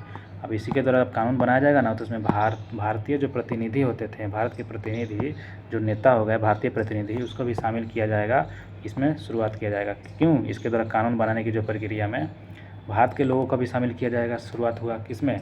तो 1861 के भारत परिषद अधिनियम के थ्रू। वायसराय कुछ भारतीयों को विस्तारित परिषद में गैर सरकारी सदस्यों के रूप में भी नामांकित कर सकते थे। मतलब जो वायसराय थे वही वायसराय क्या कर सकते थे? कुछ भारतीयों को, जो प्रतिनिधि होते थे भारत के, उनको विस्तारित परिषद में गैर सरकारी, मतलब सरकारी तो नहीं लेकिन गैर सरकारी सदस्य के रूप में उसको रख सकते थे, ठीक ना। 1862 में लॉर्ड कैनिंग ने 3 भारतीय बनारस के राजा, पटियाला के महाराजा और सर दिनकर राव को विधान परिषद में मनोनीत किया था। 1862 जब हुआ तो लॉर्ड कैनिंग ने 3 भारतीयों को, एक थे बनारस के राजा थे, दूसरे पटियाला के महाराजा थे और सर दिनकर राव, कौन? सर दिनकर राव को विधान परिषद जो था, विधान परिषद जो हो गया था इसमें मनोनीत किया। इसमें विधान परिषद में मनोनीत किया। विधान परिषद हम लोग जो देखे थे 1858 को जो भारत शासन अधिनियम था, इसमें जो है क्या किया गया 1861 में, तो इन तीनों को जो है लॉर्ड कैनिंग ने क्या किया था? तो बनारस के राजा को और पटियाला के महाराजा और दिनकर राव को, सर दिनकर राव क्या किया? विधान परिषद में मनोनीत किया। किसमें? विधान परिषद में मनोनीत किया 1862 में, ठीक ना। लॉर्ड कैनिंग था उस समय। तो याद रखिएगा। आगे देखते हैं 1873 का अधिनियम, ठीक ना। 1873 का अधिनियम क्या कहता है? तो इस अधिनियम द्वारा यह उपबंध किया गया कि ईस्ट इंडिया कंपनी को किसी भी समय भंग किया जा सकता है। मतलब जो कंपनी है उसको भंग कर दिया जाएगा, बहुत हो गया उस सबका। तो इस 1873 का अधिनियम में कंपनी तो थी लेकिन उसको भंग भी कर दिया जाएगा, मतलब उसको खारिज कर दिया जाएगा हमेशा के लिए ईस्ट इंडिया कंपनी को। तो इसमें क्या किया गया? इसे उपबंध ऐसा लिखा गया था कि ईस्ट इंडिया कंपनी को अब किसी भी समय भंग किया जा सकता है। 1 जनवरी 1884 ईस्वी को ईस्ट इंडिया कंपनी को औपचारिक रूप से भंग भी कर दिया गया। अब देखिए भंग करने में 11 साल लगा दिया वो सब, देख रहे हैं। बोला था 1873 में, 10 साल के बाद कौन भी कार्य कर रहा है? नहीं, बोल दे रहा है पहले लेकिन काम कर रहा है 10 साल के बाद। तो 1 जनवरी 1884 में ईस्ट इंडिया कंपनी को औपचारिक रूप से क्या कर दिया? भंग कर दिया गया। यहाँ से क्वेश्चन बनेगा कि ईस्ट इंडिया कंपनी को कब भंग कर दिया गया? तो 1 जनवरी 1884 को, 1 जनवरी 1884 को, 1 जनवरी 1884 को ईस्ट इंडिया कंपनी को औपचारिक रूप से क्या कर दिया गया? भंग कर दिया गया। बोला कब था? तो 1873 के अधिनियम में ही बोल दिया गया था कि कंपनी को कभी भी भंग कर दिया जा सकता है। कब? 1873। 1773 के 100 साल के बाद 1873 में कंपनी को भंग किया जा सकता है ऐसा बोला गया, और 1884 में क्या किया गया, इसको सही में भंग कर दिया गया। चलिए आगे देखते हैं शाही उपाधि अधिनियम क्या है 1876। शाही उपाधि अधिनियम 1876, शाही उपाधि, वाह, मतलब शाही उपाधि दिया जाएगा नहीं। इस अधिनियम द्वारा गवर्नर जनरल की केंद्रीय कार्यकारिणी में 6ठे सदस्य की नियुक्ति कर उसे लोक निर्माण विभाग का कार्य सौंपा गया। 6ठा सदस्य की क्या किया गया, नियुक्ति किया गया, नियुक्ति करके लोक निर्माण जो था, लोक निर्माण विभाग, इसमें कार्य को सौंपा गया। 28 अप्रैल 1876 ईस्वी को एक घोषणा द्वारा महारानी विक्टोरिया को भारत की सामग्री घोषित किया गया। देखिए 28 अप्रैल 1876 में क्या हुआ, 28 अप्रैल 1876, यही जो था शाही उपाधि अधिनियम 1876 लाया गया, और 28 अप्रैल 1876 को एक घोषणा लाया गया। इसमें महारानी विक्टोरिया जो थी, इंग्लैंड की महारानी कौन थी, विक्टोरिया, भारत की सम्राज्ञी घोषित किया गया। भारत की सम्राज्ञी कब घोषित किया गया, 1876 में, 28 अप्रैल 1876 में, ठीक ना। एक घोषणा द्वारा महारानी विक्टोरिया को भारत की सम्राज्ञी घोषित कर दिया गया 1876 में। खुद अधिनियम लाया शाही उपाधि अधिनियम 1876। अब 28 अप्रैल 1876 को क्या किया गया कि एक घोषणा लाया गया, वही घोषणा में महारानी विक्टोरिया को भारत की सम्राज्ञी घोषित किया गया, भारत की सम्राज्ञी, ठीक ना। भारत की सम्राज्ञी किस एक्ट के थ्रू, तो 1876 में शाही उपाधि एक्ट के थ्रू 1876 में कब किया गया, तो 28 अप्रैल 1876 को इसका जो है भारत की सम्राज्ञी नियुक्ति कर दिया भारत की महारानी विक्टोरिया को, ठीक। अब आता है 1892 का भारत परिषद अधिनियम। अब एगो भारत परिषद अधिनियम, एगो हम लोग परिषद हम लोग देखे थे, कौन सा परिषद था यहाँ पे, 1861 का भारत परिषद अधिनियम था, ठीक ना। अब 1861 के बाद फिर से आता है 1892 का भारत परिषद अधिनियम। अब इसमें क्या है 1892 के भारत परिषद अधिनियम में, तो इस अधिनियम की मुख्य विशेषता देखिएगा, तो अप्रत्यक्ष चुनाव प्रणाली की शुरुआत हुई, अप्रत्यक्ष चुनाव प्रणाली की शुरुआत हुई। अप्रत्यक्ष का मतलब तो पता ही है, ठीक ना, अप्रत्यक्ष चुनाव प्रणाली की शुरुआत हुई, और इसके द्वारा राजस्व एवं व्यय, राजस्व जो हो गया, राजस्व उसका व्यय अथवा बजट पर बहस करने तथा कार्यकारिणी से प्रश्न पूछने की शक्ति भी दी गई थी। राजस्व के लिए व्यय जो होता है या फिर बजट पर बहस करने का शक्ति, पूछने की शक्ति दी गई 1892 के भारत परिषद अधिनियम के तहत। तो ये एक अच्छा खासा क्या था, पॉइंट था, पॉजिटिव पॉइंट था 1892 ईस्वी में भारत परिषद अधिनियम जो था। और इसी अधिनियम की मुख्य विशेषता क्या था कि अप्रत्यक्ष चुनाव प्रणाली की शुरुआत हुई। अप्रत्यक्ष चुनाव प्रणाली की शुरुआत कब हुई, 1892 के भारत परिषद अधिनियम, 1892 के भारत परिषद अधिनियम में अप्रत्यक्ष चुनाव प्रणाली की शुरुआत हुई, और इसके द्वारा राजस्व और व्यय बजट पर बहस करने की शक्ति भी दी गई 1892 के भारत परिषद अधिनियम में, ठीक ना। तो याद रखिएगा, यहाँ तक हमारा कंप्लीट हुआ हमारा पॉलिटी, ठीक ना। फर्स्ट दिन कंप्लीट। आगे अब हम लोग को पढ़ना है थोड़ा सा ज्योग्राफी में, याद करना है 24-25 क्या क्या याद करना है हमारा, तो विश्व की प्रमुख जनजातियाँ सबसे पहले देखेंगे, उसके बाद विश्व की प्रमुख वनस्पति भी देखेंगे, कौन वनस्पति कहाँ पे क्या बोला जाता है। तो सबसे पहले आता है एस्किमो जनजाति जो है, बताइएगा कहाँ पे है एस्किमो जनजाति।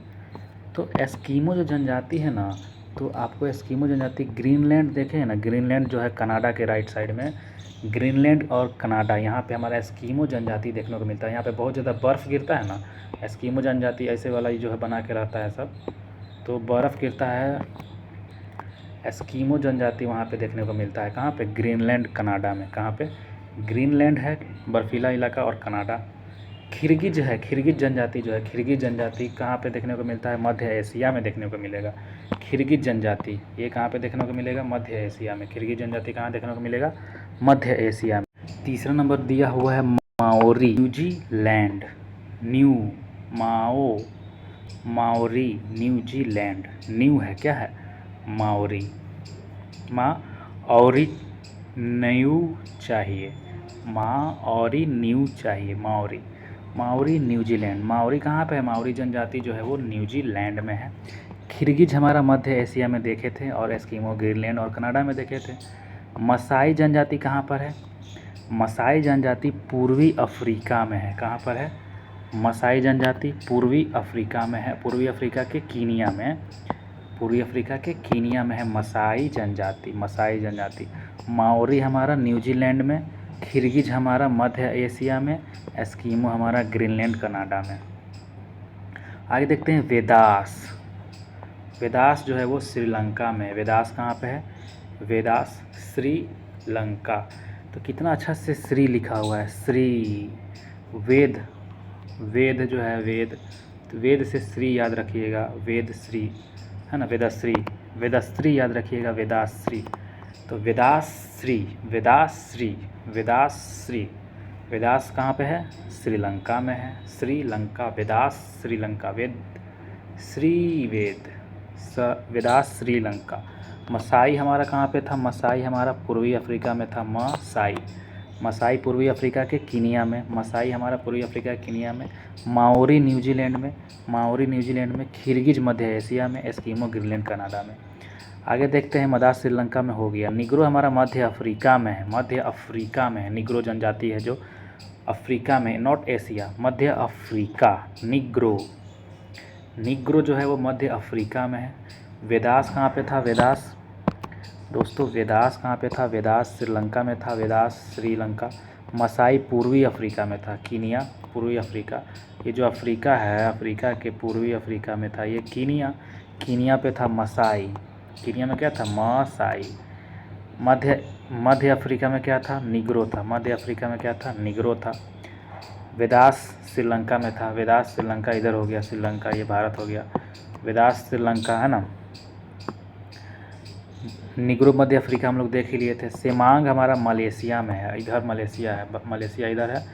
तो सेमांग, सेमांग हमारा क्या है? सेमांग हमारा मलेशिया में है, सेमांग। युकाधीर साइबेरिया में है, युकाधीर, युकाधीर और तारतार ये दोनों साइबेरिया में है, युकाधीर और तारतार, तारतार और युकाधीर, युकाधीर और तारतार साइबेरिया में है। युकाधीर और तारतार कहाँ पर है? साइबेरिया में है, युकाधीर और तारतार। सेमांग हमारा मलेशिया में है, सेमांग हमारा कहाँ पर है? मलेशिया में है, सेमांग, सेमांग हमारा मलेशिया में है। मलेशिया में से मांग लीजिए, मलेशिया से मांग लीजिए, मलेशिया से मांग लीजिए, मलेशिया से क्या कर लीजिए? मांग लीजिए, मलेशिया से मांग, से मांग मलेशिया, ठीक ना। निग्रो जो है मध्य अफ्रीका में था, निग्रो हमारा मध्य अफ्रीका में था। वेदास श्रीलंका में था। मसाई पूर्वी अफ्रीका के कीनिया में था। माओरी न्यूजीलैंड में था। खिरगिज मध्य एशिया में था, खिरगिज हमारा मध्य एशिया में था। और एस्किमो ग्रीनलैंड कनाडा में था। आगे बढ़ते हैं, देखते हैं आइनू। आइनू जापान, जापान लिख के आइनू, आइनू जापान, मतलब कि कह रहा है आइनू पान लेके, आइनू पान लेके, आइनू जापान, आइनू जापान। युकाधीर और तारतार साइबेरिया हो गया, युकाधीर और तारतार। सेमांग मलेशिया हो गया, सेमांग मलेशिया हो गया। निग्रो हमारा मध्य अफ्रीका, निग्रो हमारा मध्य अफ्रीका। वेदास श्रीलंका। मसाई पूर्वी अफ्रीका कीनिया, मसाई पूर्वी Africa Kenya. Maori New Zealand, Maori New Zealand. Kirghiz मध्य एशिया, खिरगिज मध्य एशिया, एशिया में मध्य में जो है खिरगिज। बूसमैन कालाहारी मरुस्थल बोत्सवाना, ये तो याद ही होगा, बूसमैन जो है कालाहारी मरुस्थल बोत्सवाना में है। अब आगे बढ़ते हैं। रेड इंडियन आपको याद ही होगा, उत्तरी अमेरिका कनाडा में है, रेड इंडियन है ना। रेड इंडियन ये सब जहाज़ जो आता है वो अमेरिका, रेड इंडियन को ही बोला जाता है। उत्तरी अमेरिका कनाडा के आसपास में जो है रेड इंडियन। पिग्मीज कांगो बेसिन, पिग्मीज जो है वो कांगो बेसिन, कांगो, पिग्मीज, पिग्मीज जनजाति जो है वो कांगो बेसिन क्षेत्र में देखने को मिलता है, कांगो बेसिन। देखिएगा जो कांगो ये मध्य अफ्रीका में स्थित है और ये दुनिया का दूसरा सबसे बड़ी नदी बेसिन है। यह मुख्य रूप से कांगो लोकतांत्रिक गणराज्य DRC में फैला हुआ है, लेकिन इसमें हिस्से कांगो गणराज्य, मध्य अफ्रीका गणराज्य, कैमरून, गैबोन और मध्य रेखा गिनी तट ये सब भी आते हैं। चलिए, तो पिग्मीज जो है वो कांगो बेसिन में है। पिग्मीज कहाँ पे है? पिग्मीज कांगो बेसिन में, मध्य अफ्रीका में। बोरो ब्राज़ील याद हो जाएगा, बोरो ब्राज़ील, बोरो ब्राज़ील। एंकथा दक्षिण अफ्रीका, एंकथा, एंकथा, एंक था, एक था दक्षिण अफ्रीका, एक था दक्षिण अफ्रीका में, एंकथा, एंकथा दक्षिणी अफ्रीका, अफ्रीका। अब दक्षिणी अफ्रीका, ये जो हमारा दक्षिणी वाला अफ्रीका है, यहाँ पे एंकथा दक्षिणी अफ्रीका। बीच में क्या था? मध्य अफ्रीका में था निग्रो, और हमारा जो है पूर्वी अफ्रीका में क्या था? मसाई है ना। और दक्षिणी अफ्रीका में क्या था? एंकथा, एंकथा था, क्या था? एंकथा था, एंकथा था, क्या था? एंकथा था, ठीक ना। तो ये अफ्रीका में हम लोग देख लिए कितना सारा। हैदा अमेरिका, हैदा, हद कर दिया है अमेरिका, क्या कर दिया? हद कर दिया है अमेरिका, क्या कर दिया है? पूरा हद कर दिया है, वेनेजुएला के राष्ट्रपति को उठा लिया है। हैदा माने हद कर दिया है अमेरिका। तारतार हमारा साइबेरिया देख ही लिए थे। बद्दू, बुद्धू होता है अरब, अरब में जो जाता है पढ़ने लिखने, पढ़ लिख के नहीं जाता है, बुद्धू जाता है, तो काम करने के लिए बुद्धू ही जाता है अरब में। Papuans New Guinea, Papua New Guinea आप लोगों ने देखा होगा, पापुआ न्यू गिनी। याकू जो है टुंड्रा प्रदेश में है। याकू कहाँ पर है? याकू टुंड्रा प्रदेश। तो याद रखिएगा, याकू जो है टुंड्रा प्रदेश में है। याकू कहाँ पर है? टुंड्रा प्रदेश में। तो हमारा याकू टुंड्रा प्रदेश, याकू टुंड्रा मतलब ठंडा, टुंड्रा प्रदेश मतलब याकू हमारा टुंड्रा प्रदेश। याकू कहाँ पे? टुंड्रा प्रदेश। जुल्लू नेटाल प्रांत। जुल्लू हमारा क्या हो जाएगा? जुल्लू। नेता सब जुलूस करता है। नेता सब क्या करता है? जुलूस करता है। जुलूस, नेता सब जुलूस करता है, नेता सब क्या करता है? तो नेटाल प्रांत, जुलू हमारा नेटाल प्रांत हो जाएगा। नेटाल प्रांत दक्षिण अफ्रीका में है। दक्षिण अफ्रीका में, अफ्रीका में बहुत देखने को मिल गया है ना। दक्षिण अफ्रीका में एक और हम लोग देखे थे, क्या था अफ्रीका में? दक्षिण अफ्रीका किधर गया जी? दक्षिण अफ्रीका में इंकथा था, इंकथा था। पूर्वी अफ्रीका में क्या था? मसाई था। और मध्य एशिया में क्या था? निग्रो था। याकू हमारा टुंड्रा प्रदेश हो गया। पिग्मीज हमारा कांगो बेसिन, पिग्मीज हमारा कांगो बेसिन, ठीक ना। हैदा अमेरिका हो गया। तारतार साइबेरिया, बद्दू Arab, Papuans New Guinea. Bushman Kalahari मरुस्थल बोत्सवाना में। बुशमैन हमारा बोत्सवाना, बुशमैन बोत्सवाना, कालाहारी मरुस्थल Botswana. Ainu Japan, Yukaghir Siberia और Tartar Siberia. Semang Malaysia, Semang Malaysia. Negro मध्य अफ्रीका। वेदास श्रीलंका।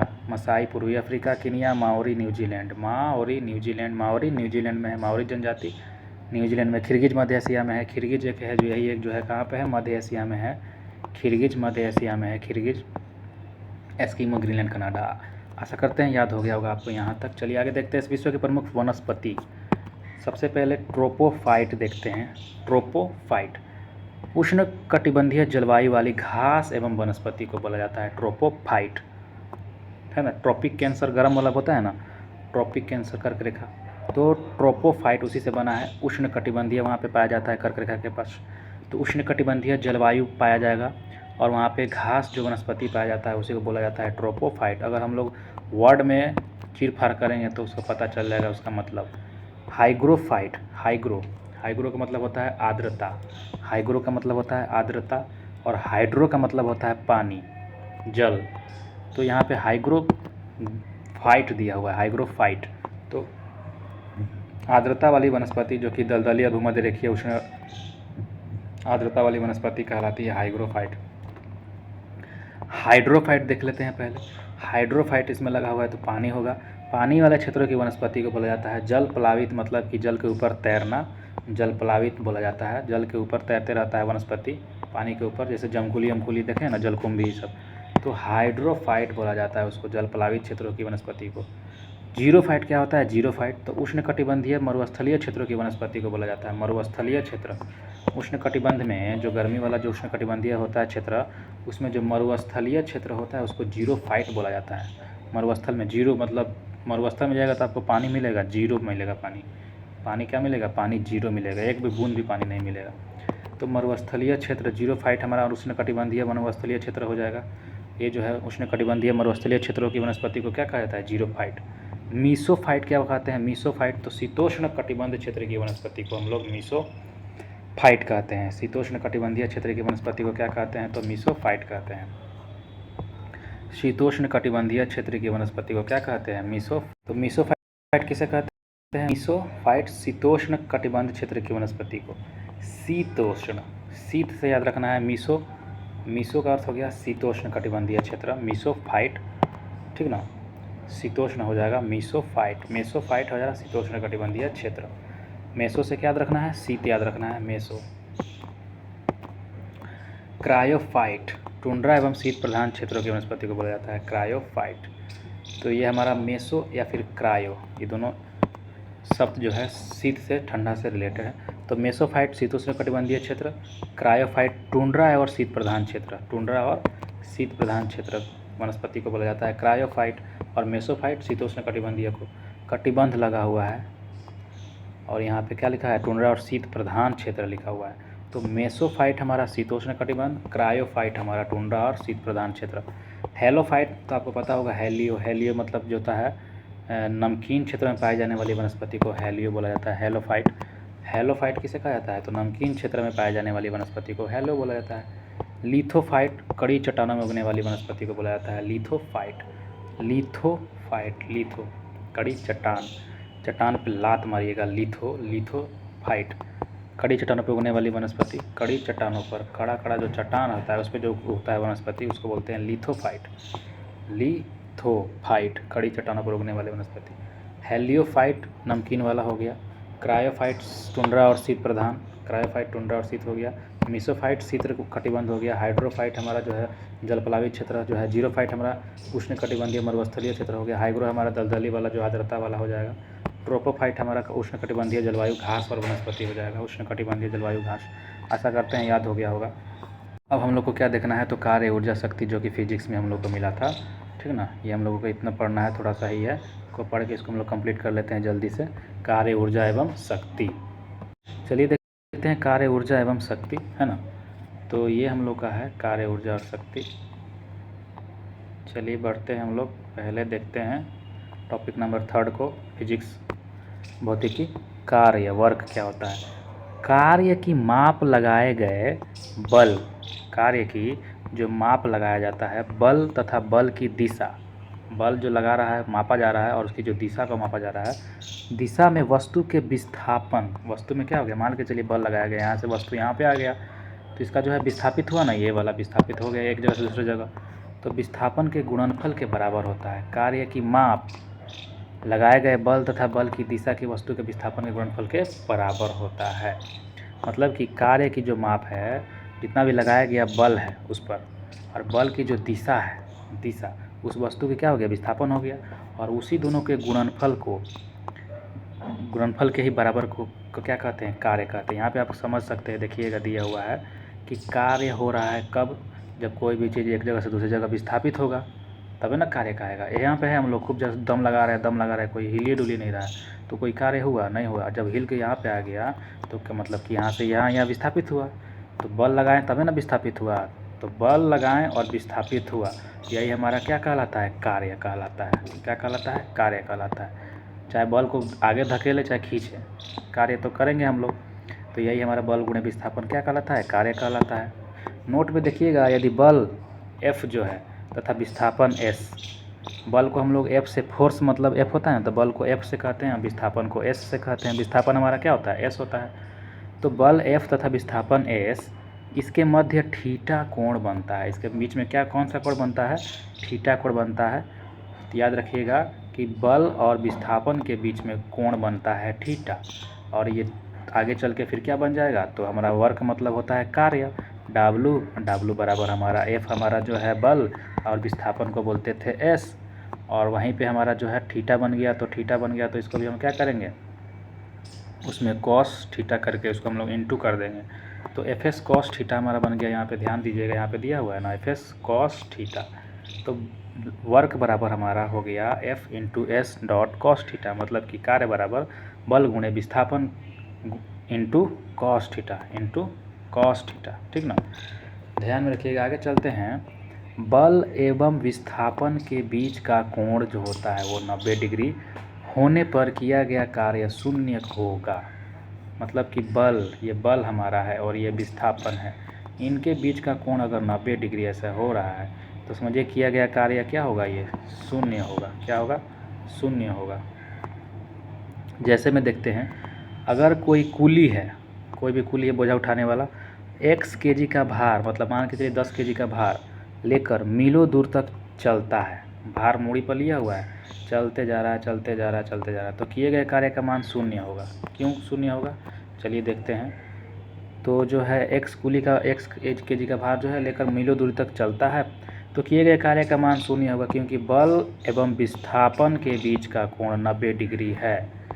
बल जो है, बल का जो है विस्थापन का कोण यहाँ पे था ये, और यहीं से ये चलते जा रहा था, तो यहाँ पे आया तो 90 डिग्री, फिर यहाँ पे आया तो यहाँ पे 90 डिग्री, फिर यहाँ पे आया तो 90 डिग्री, तो ये जो 90 डिग्री बना रहा है, तो यहाँ पे कोण, तो इसका मतलब कार्य क्या हो रहा है, शून्य होगा, ठीक ना।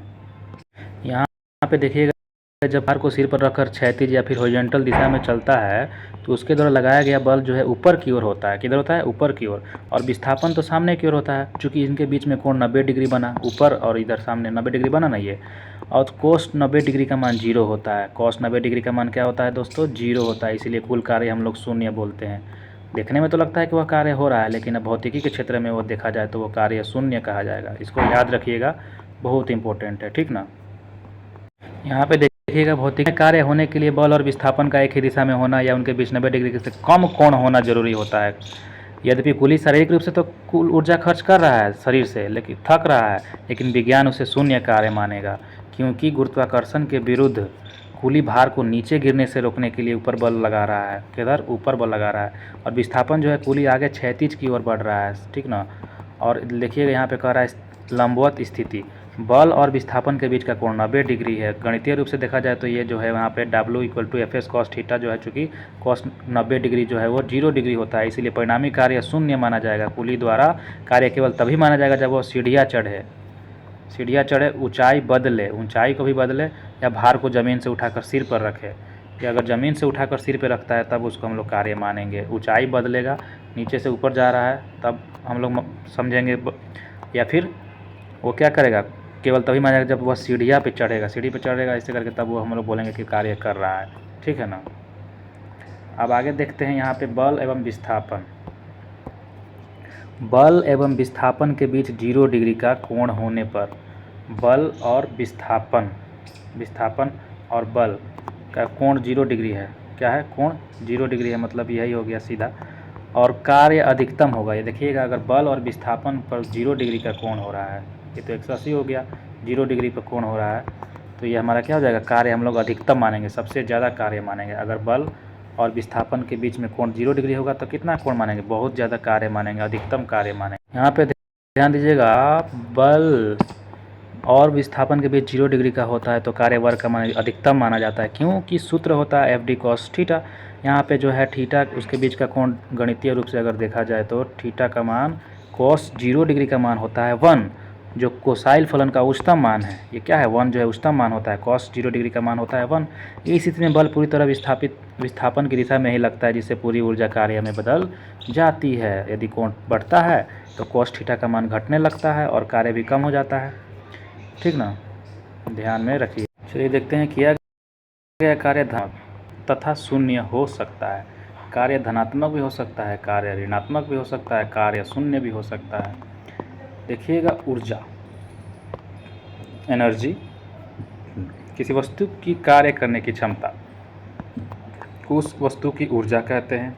मतलब जितना क्षमता है किसी वस्तु का कार्य करने में, वही ऊर्जा कहते हैं, जितना ऊर्जा लगाता है। ऊर्जा एक अदिश राशि है, इसका SI मात्रक जूल है। इसका कार्य द्वारा प्राप्त ऊर्जा यांत्रिक ऊर्जा कहलाती है। कार्य के द्वारा जो प्राप्त ऊर्जा है वो कैसा ऊर्जा है? यांत्रिक ऊर्जा है। तो जानते हो यांत्रिक ऊर्जा क्या होता है? गतिज, जो 2 प्रकार की होती है, गतिज और स्थितिज ऊर्जा, है ना। यांत्रिक ऊर्जा पता है ना, जो शरीर से किया जाए, यांत्रिक ऊर्जा जो दिखता। आगे देखते हैं हम लोग गतिज ऊर्जा, काइनेटिक एनर्जी, गतिज ऊर्जा देखेंगे, फिर स्थितिज ऊर्जा को भी देखेंगे। तो किसी वस्तु में उसकी गति के कारण कार्य करने की जो क्षमता आ जाती है, उसे उस वस्तु की गति ऊर्जा कहते हैं। कार्य करने की क्या आ जाएगी? क्षमता आ जाएगी। किसी वस्तु में उसकी गति के कारण, उसमें जो गति है, गति के कारण कार्य करने की क्षमता आ जाती है, उससे उस वस्तु की गति ऊर्जा कहते हैं। यदि m द्रव्यमान की वस्तु v वेग से चल रही है तो गति ऊर्जा हमारा क्या हो जाएगी? काइनेटिक एनर्जी हमारा हो जाएगी ½ mv²। मतलब कि m द्रव्यमान की कोई वस्तु है और वो v वेग से चल रहा है, तो क्या हो जाएगा? mv हो जाएगा, mv। तो ये जो है काइनेटिक एनर्जी देखा जाए तो ये ½ mv² होता है। आपके लिए हम दिखा देते हैं यहाँ पे, किसी वस्तु पर किया गया कार्य उसकी गति ऊर्जा में परिवर्तन के बराबर होता है, उसे हम कार्य ऊर्जा वर्क एनर्जी थ्योरम के सिद्ध कर सकते हैं। देखिए क्या है ये, तो डाइवर्सन देखते हैं, डेरिवेशन जो व्युत्पत्ति होती है। बल और त्वरण, न्यूटन के दूसरे नियम के अनुसार F = ma होता है ना। और गति के तीसरा समीकरण v² u² + 2as होता है। और यदि वस्तु की स्थिर अवस्था u = 0 से शुरू होती है तो s = v²/2a होता है। और यहाँ पे कार्य W, कार्य का सूत्र होता है W = Fs। तो मान प्रतिस्थापित अगर किया जाए हम लोग, F के बराबर क्या रखा जाए, तो हमारा F के बराबर ma हो जाएगा, और जो है हमारा F बराबर हो जाएगा ma। और हमारा जो है डब्ल्यू बराबर होता है एस। एस के जगह पे हम लोग क्या रख दिए यहाँ पे, तो यहाँ से उठा लिए एस। एस के जगह पे वी स्क्वायर 2a, गति का तीसरा समीकरण से हिसाब से एस बराबर क्या उठा लिए, वी स्क्वायर 2a लिखा लिया। और यहाँ पे हम लोग डब्ल्यू बराबर डाल दिए, तो एफ था यहाँ पे, तो एफ बराबर हो गया एम ए, ये वाला एफ बराबर हो गया एम ए, और ये जो है एस बराबर हो गया वी स्क्वायर 2a। तो डब्ल्यू बराबर हमारा यहाँ से निकल के आ गया अब हाफ एम वी स्क्वायर। क्या आ गया, हाफ एम वी स्क्वायर। यहाँ पे हम लोग काटेंगे एक ए से एक ए, तो बचेगा यहाँ पे नीचे 2 बचेगा ना, तो एम और वी स्क्वायर, अब बट्टा में 2 बचा, तो वही ना यहाँ पे हुआ डब्ल्यू बराबर 1/2 एम वी स्क्वायर। समझ में आया ना। चलिएगा अब आगे देखते हैं। चूँकि किया गया कार्य वस्तु में गतिज ऊर्जा के रूप से संचित होता है, इसीलिए kinetic energy 1/2 M V square होता है। चलिए आगे देखते हैं। नोट में कह रहा है यदि दो पिंडों की गतिज ऊर्जा एक समान है, क्या है, एक समान है, दो पिंड है, दो पिंड, इसकी गतिज ऊर्जा एक समान है, तो अधिक द्रव्यमान वाला एवं कम वेग वाले पिंड का संवेग अधिक होता है। तो जिसका द्रव्यमान अधिक होगा, जिसका अधिक द्रव्यमान होगा और वेग कम होगा, क्या होगा, वेग उसका कम है, द्रव्यमान ज़्यादा है, तो समझिए कि उसका जो है पिंड, तो पिंड वाले संवेग क्या होगा, उसका अधिक होगा। जिसका द्रव्यमान ज़्यादा होगा, वेग कम होगा, उसका जो है संवेग अधिक होगा। क्या होगा, उसका संवेग अधिक होगा। ठीक ना। यहाँ पे देखिएगा जो के मतलब गतिज ऊर्जा, संवेग p और द्रव्यमान के बीच में संबंध, p बराबर हमारा हो जाता है, p हमारा हो जाएगा संवेग, संवेग बराबर √2 m हमारा हो गया द्रव्यमान, और k होगा गतिज ऊर्जा। चूँकि दोनों पिंडों के गतिज ऊर्जा के एक समान है, गतिज ऊर्जा एक समान है ना, और इसीलिए संवेग भी सीधे द्रव्यमान के वर्गमूल के समानुपाती हो जाता है। इसीलिए संवेग क्या होता है, सीधा द्रव्यमान के जितना भी वर्गमूल है, द्रव्यमान के वर्गमूल के समानुपाती मतलब बराबर हो जाता है, p समानुपाती √m हो जाता है। द्रव्यमान का प्रभाव, जिस पिंड का द्रव्यमान अधिक होगा उसी का संवेग भी अधिक होगा। वेग का प्रभाव देखिए, समान गतिज ऊर्जा के लिए भारी पिंड का वेग कम होता है। समान गतिज ऊर्जा अगर रहेगा ना, समान गतिज ऊर्जा के लिए भारी पिंड का वेग कम होता है, लेकिन उसका द्रव्यमान इतना अधिक होता है कि वह कम वेग के बावजूद कुल संवेग को बढ़ा देता है। तो द्रव्यमान ज़्यादा रहेगा तो उसका वेग भी बढ़ा देगा, क्योंकि उसका गतिज ऊर्जा तो दोनों समान है, लेकिन उसका द्रव्यमान ज़्यादा होने के चलते उसका वेग क्या हो गया, बढ़ गया। इसे एक उदाहरण में समझिए। यदि एक भारी ट्रक और एक हल्की कार की गतिज ऊर्जा बराबर है, दोनों एक बराबर जा रहा है, तो ट्रक का संवेग कार से कहीं अधिक होगा ना। ट्रक का संवेग जो है कार से ज़्यादा होगा, क्योंकि वो भारी है, क्योंकि उसका द्रव्यमान बहुत ज़्यादा है। तो यही हमारा ये नोट में समझा रहा है। समझ में आया ना। स्थिति देखा जाए, पोटेंशियल एनर्जी, जब किसी वस्तु में विशेष अवस्था, स्टेट या फिर स्थिति के कारण कार्य करने की क्षमता आ जाती है, विशेष अवस्था, स्टेट या स्थिति के कारण कार्य करने की उसमें क्षमता आ जाती है, उसे स्थितिज ऊर्जा कहते हैं। जैसे कि देखिए बांध बना दिया जाए, यहाँ से पानी है पूरा, ठीक ना, यहाँ पे बांध बना दिए, अब अंदर अंदर तो धकेल रहा है, भले बांधवा उसको रोकले दिख नहीं रहा है, लेकिन वो प्रेशर तो बना रहा है ना, वो पानी जो है बांध प्रेशर बना रहा है अंदर अंदर। यही हमारा रहता है स्थितिज ऊर्जा, रुका हुआ है लेकिन उसमें ऊर्जा है, स्थितिज ऊर्जा है, रुका हुआ ऊर्जा है। तो बांध बनाकर इकट्ठा किए गए पानी की ऊर्जा है। घड़ी की चाबी में संचित ऊर्जा है। घड़ी की चाबी हम लोग ऐंठ देते हैं, देखते होंगे, उसके बाद छोड़ने पे फिर वापस घूमने लगता है, बच्चा वाला आप लोग देखे होंगे जो कार होता था। तनी हुई स्प्रिंग या फिर कमाने की ऊर्जा, स्प्रिंग को हम लोग खींच देते हैं तो सट से के बाद नहीं भाग जाता है, तो यही हमारा जो होता है तना हुआ कमानी हो गया, फिर स्प्रिंग। इसमें भी क्या आता है, स्थितिज ऊर्जा रहता है।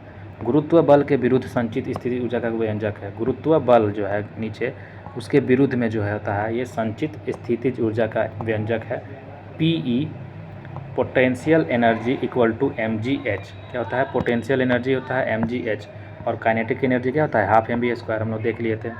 जहाँ पे पोटेंशियल एनर्जी m बराबर हो गया द्रव्यमान, g बराबर हो गया गुरुत्व जनित त्वरण, क्या हो गया, गुरुत्व जनित त्वरण, मतलब गुरुत्व जो है, गुरुत्व जो वो भी क्या लगाता है, त्वरण लगाता है। प्रेशर खींचता है तो त्वरण बढ़ाता है ना, धीरे वो बढ़ाता जाता है। ऊपर से कुछ छोड़िएगा ना तो धीरे धीरे नीचे आता है तो पूरा स्पीड धर लेगा। सबसे ऊपर तो थोड़ा हल्का कम रहेगा, जैसे जैसे नीचे आएगा वैसे वैसे उसका त्वरण बढ़ जाएगा, धीरे धीरे त्वरण उसका बढ़ते जाता है स्पीड। h ऊंचाई, तो इसी को बोलते हैं गुरुत्वीय त्वरण। h हमारा ऊंचाई हो गया, m हमारा द्रव्यमान हो गया। आगे देखते हैं, स्प्रिंग की स्थितिज ऊर्जा, अगर किसी स्प्रिंग की लंबाई में परिवर्तन x हो, स्प्रिंग की स्थितिज ऊर्जा में अगर किसी स्प्रिंग की लंबाई में परिवर्तन हो रहा है, मतलब मान के चलिए खींच दिया गया हो x, और स्प्रिंग नियतांक का मान k हो, तो उस स्प्रिंग की स्थितिज ऊर्जा हमारा क्या हो जाएगी, पोटेंशियल एनर्जी 1/2 kx स्क्वायर हो जाएगा, हाफ kx स्क्वायर। क्या हो जाएगा, पोटेंशियल एनर्जी यहाँ पे हो जाता है हाफ kx। आगे देख हैं ऊर्जा संरक्षण का नियम, law of conservation of energy. ऊर्जा ना तो उत्पन्न की जा सकती है और ना नष्ट की जा सकती है, हम लोग तो बचपन से सुनते आ रहे हैं। ऊर्जा केवल एक रूप से दूसरे में परिवर्तित की जा सकती है, हम लोग ये भी सुनते आ रहे हैं। जब भी ऊर्जा किसी रूप में लुप्त होती है, माने गायब होती है, तो समझिए कि वो ठीक उतनी ही ऊर्जा उसमें घुस गई है, उस रूप में प्रकट हो गई है उसमें, ठीक ना। अतः विश्व की संपूर्ण ऊर्जा का परिमाण जो होता है वो स्थिर रहता है। क्या होता है? स्थिर रहता है, ठीक ना। आग जलाते हैं तो आग से जो ऊर्जा निकल रहा है वो रोशनी भी दे रहा है, गर्माहट भी दे रहा है। तो रोशनी और गर्माहट में वो क्या हो गया? ऊर्जा लुप्त हो गया, गायब हो गया, है ना। ऐसा नहीं है कि वो ख़त्म हो गया, वो एनर्जी दूसरा एनर्जी में बदल जाए, कन्वर्ट हो जाता है, ठीक ना। नहीं होता है, ऊर्जा कभी भी ख़त्म नहीं होता है। यह ऊर्जा संरक्षण का नियम कहलाता है, और यही क्या है? ऊर्जा संरक्षण का नियम होता है। चलिए आगे देखते हैं ऊर्जा रूपांतरित करने वाले कुछ उपकरण। ऊर्जा जो रूपांतरित बनाते हैं, ऊर्जा बनाते हैं, तो डायनेमो ने आप लोगों ने सुना होगा, बचपन में देखे होंगे डायनेमो, ठीक ना। यांत्रिक ऊर्जा को विद्युत ऊर्जा में बदलते हैं। आप लोग बचपन में देखे होंगे जो साइकिल होता था उसमें मोटर लगा रहता था, वो साइकिल नाचता था, चक्का और मोटर नाचता था, उसमें से बल्ब में लाइट छोटा बल्ब रहता था, वो जलता था रात में। तो पहले के ज़माने में साइकिलों में देखने को ऐसे मिलता था। तो वही हमारा मोटर मान के चलिए, अभी भी कोई भी मोटर हो गया, डायनेमो ही है। तो डायनेमो जो है यांत्रिक ऊर्जा, यांत्रिक मतलब पैर से जो चलाते थे साइकिल दबा दबा के, और वो चक्का को नचाता था, चक्का से डायनेमो नाचता था, और डायनेमो नाचता था तो फिर हम लोग को विद्युत मिलता था, बल्ब जलाने के लिए विद्युत मिलता था। तो विद्युत ऊर्जा में कन्वर्ट हो गया यांत्रिक ऊर्जा। हमारा पैर का जो ऊर्जा है यांत्रिक ऊर्जा, ये जो है विद्युत ऊर्जा में कन्वर्ट हो गया, किससे? डायनेमो की मदद से। तो ये हमारा डायनेमो किस समय, तो यांत्रिक ऊर्जा को विद्युत ऊर्जा में बदलता है डायनेमो। मोमबत्ती जो होता है वो रासायनिक ऊर्जा, केमिकल रिएक्शन होता है, मोमबत्ती जब जलता है तो क्या होता है? रासायनिक ऊर्जा होता है। तो रासायनिक एनर्जी को प्रकाश और ऊष्मा ऊर्जा में बदल देता है मोमबत्ती। माइक्रोफोन जो होता है, हम लोग माइक्रोफोन देखे होंगे, ध्वनि ऊर्जा को विद्युत ऊर्जा में बदल देता है। ध्वनि जो ऊर्जा होता है, ध्वनि ऊर्जा, इसको विद्युत ऊर्जा में बदलता है ना। ध्वनि ऊर्जा हम लोग बोलते हैं तो वो विद्युत ऊर्जा के माध्यम से ही ना पहुंचता है। किसमें बदलता है? विद्युत ऊर्जा में बदल जाता है। माइक्रोफोन में बोलेंगे हम लोग इधर से, तो हम लोग बोलते हैं, वही हमारा विद्युत के माध्यम से विद्युत ऊर्जा बन जाता है। लाउड स्पीकर देखा जाए, लाउड स्पीकर जस्ट इसका उल्टा हो गया, विद्युत ऊर्जा को ध्वनि ऊर्जा में बदलता है। तो हम लोग लाउड स्पीकर में क्या होता है? उसमें विद्युत ऊर्जा जाने पर लाउड स्पीकर से ध्वनि निकलता है, तो जो निकलता है हमारा, तो ध्वनि बन के निकलता है, ध्वनि ऊर्जा के रूप में निकलता है। और माइक्रोफोन में हम लोग बोलते हैं और वो विद्युत ऊर्जा में बदल जाता है। सोलर सेल हम लोग देखें, सोलर सेल से विद्युत ऊर्जा बनता है। सोलर पैनल गर्म होता है, वही हमारा जो उससे हम लोग लाइट भी जला सकते हैं, पंखा भी चला सकते हैं, तो विद्युत ऊर्जा निकला तबे ना। ट्यूब लाइट जो होता है विद्युत ऊर्जा से प्रकाश ऊर्जा देता है, प्रकाश देता है तो ऊर्जा देता है, प्रकाश ऊर्जा ट्यूब लाइट। विद्युत मोटर क्या देगा? तो विद्युत ऊर्जा से यांत्रिक ऊर्जा दे रहा है। विद्युत मोटर मान के चलिए किस में लगा रहता है ये, तो ये पंखा में लगा रहता है, तो विद्युत देते हैं उसमें हम लोग पंखा में, तो हमको हवा देता है। हवा क्या हो गया? यांत्रिक ऊर्जा हो गया। तो हवा क्या हो गया? हवा जो बहा रहा है तो यांत्रिक ऊर्जा हुआ ना। विद्युत बल्ब विद्युत ऊर्जा को प्रकाश एवं ऊष्मा ऊर्जा में बदल दिया। ये विद्युत बल्ब जो होता है प्रकाश भी दे रहा है, ऊष्मा भी दे रहा है। विद्युत सेल जो होता है रासायनिक केमिकल रिएक्शन होता है, ऊर्जा एनर्जी निकलता है और वो विद्युत ऊर्जा में बदल देता है। विद्युत सेल विद्युत ऊर्जा में बदल गया, कैसे? रासायनिक ऊर्जा अंदर हो रहा है विद्युत सेल के अंदर। सितार जो होता है, सितार वो यांत्रिक ऊर्जा, हम लोग हाथ से बजाते हैं सितार को, और वो ध्वनि निकालता है, तो ध्वनि ऊर्जा निकालता है सितार, तो यांत्रिक ऊर्जा से ध्वनि ऊर्जा में बदल गया। संवेग और गतिज ऊर्जा में संबंध अगर देखा जाए, किसमें? संवेग में और गतिज ऊर्जा में। वेग में मतलब संवेग हो गया ना, और गतिज ऊर्जा काइनेटिक एनर्जी में जो होता है काइनेटिक एनर्जी P²/2m, जहाँ P हमारा संवेग है, P हमारा क्या है? संवेग है, तो काइनेटिक एनर्जी इक्वल टू हो जाता है P²/2m। तो इसको भी याद रखिएगा, संवेग और गतिज ऊर्जा का संबंध क्या होता है? Kinetic energy equal to P²/2m, जहाँ P हमारा संवेग है, संवेग बराबर m भी होता है। P बराबर हम लोग निकालेंगे तो क्या हो जाएगा? m भी हो जाएगा। अर्थात संवेग को दुगुना करने पर, संवेग को P को दुगुना करने पर गतिज ऊर्जा 4 गुनी हो जाएगी। काइनेटिक एनर्जी कितना हो जाएगी? 4 गुनी हो जाएगी। ध्यान में रखिएगा, संवेग और गतिज ऊर्जा में क्या रिलेशन होता है कि संवेग को अगर दुगुना करेंगे, संवेग को दुगुना करेंगे तो गतिज ऊर्जा 4 गुनी हो जाएंगी। गतिज ऊर्जा क्या हो जाएंगी? 4 गुनी हो जाएगी। ध्यान रखिएगा, संवेग को 4 गुना करेंगे तो गतिज ऊर्जा 16 गुनी हो जाएगी ना। दो अलग अलग द्रव्यमान की वस्तु को, सॉरी 16 नहीं 8 नहीं होगा, दुगुना करने पर 4 गुना हो रहा है, तो 4 गुना करने पर 2 दूनी 4 हो रहा है, तो 4 गुना 4 का 16, सही है 16 ही होगा।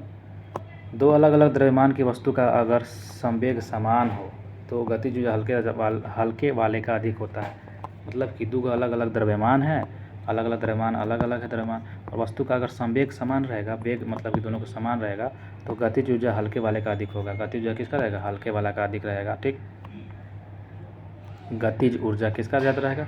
हल्के वाले का ज़्यादा रहेगा, हल्के वाला का ज़्यादा रहेगा। ठीक ना, हल्के वाला का ज़्यादा रहेगा, संवेग समान रहेगा। शक्ति देखते हैं, पावर। दो मान के चलिए द्रव्यमान का वस्तु है और उसको हम लोग संवेग देखा जाए एक पर दोनों का एकदम स्पीड एक जैसा रहेगा, तो अगर उसको जब देखा जाए तो सबसे जो छोटका रहेगा वो ज़्यादा स्पीड में भागेगा, बड़का धीरे धीरे भागेगा, है ना। तो हम लोग देखते हैं शक्ति हमारा पावर। कार्य करने की दर को शक्ति कहते हैं। यदि किसी कर्ता द्वारा W कार्य T समय में किया जाता है तो कर्ता की शक्ति W/T होगी। ठीक ना, शक्ति बराबर क्या होगी? W/T। मतलब कि यदि किसी कर्ता द्वारा W कार्य T समय में किया जाता है तो कर्ता क्या हो जाएगा? शक्ति हमारा W/T होगी। शक्ति का ऐसा ही मात्रक वाट होता है जिसे वैज्ञानिक जेम्स वाट के समान में रखा गया था। शक्ति का मात्रा क्या होता है? वाट होता है, जिसे वैज्ञानिक जेम्स वाट के समान रखा गया था।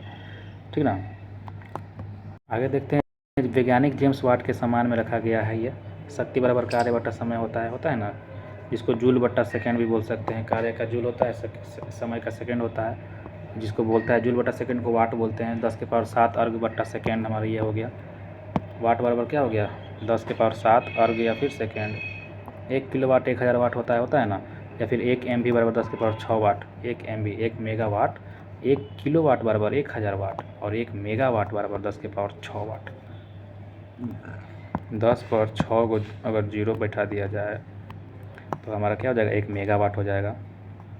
1 किलोवाट हमारा 1000 बोला जाता है, और 1 मेगावाट 6, 3 गो पे है, यहाँ पर 6 गो है, 6 गो 0 है, 10/6 को 0, तो ये हमारा हो जाएगा मेगावाट।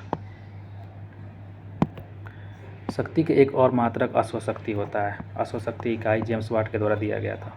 शक्ति का एक और मात्रक कौन सा मात्रक है? अश्वशक्ति है। शक्ति का एक मात्रक कौन सा है? अश्वशक्ति है।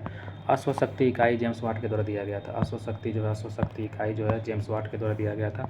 एक अश्वशक्ति जो है HP जो होता है 746 वाट होता है। 550 FF, 550 FT LBS, 746 × 10⁻7 अर्ग सेकेंड हमारा हो जाएगा, है ना। और 1 किलोवाट हमारा 1000 बटा 746, टोटल 1.34 HP हमारा निकल जाएगा यहाँ से।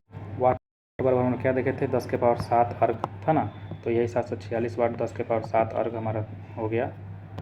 10⁻7 अर्ग बटा सेकेंड, यहाँ से कहाँ से? यहाँ से उठा ना, 10 वाट बराबर 10⁻7 अर्ग, तो यही 746 10⁻7 अर्ग सेकेंड हमारा निकला।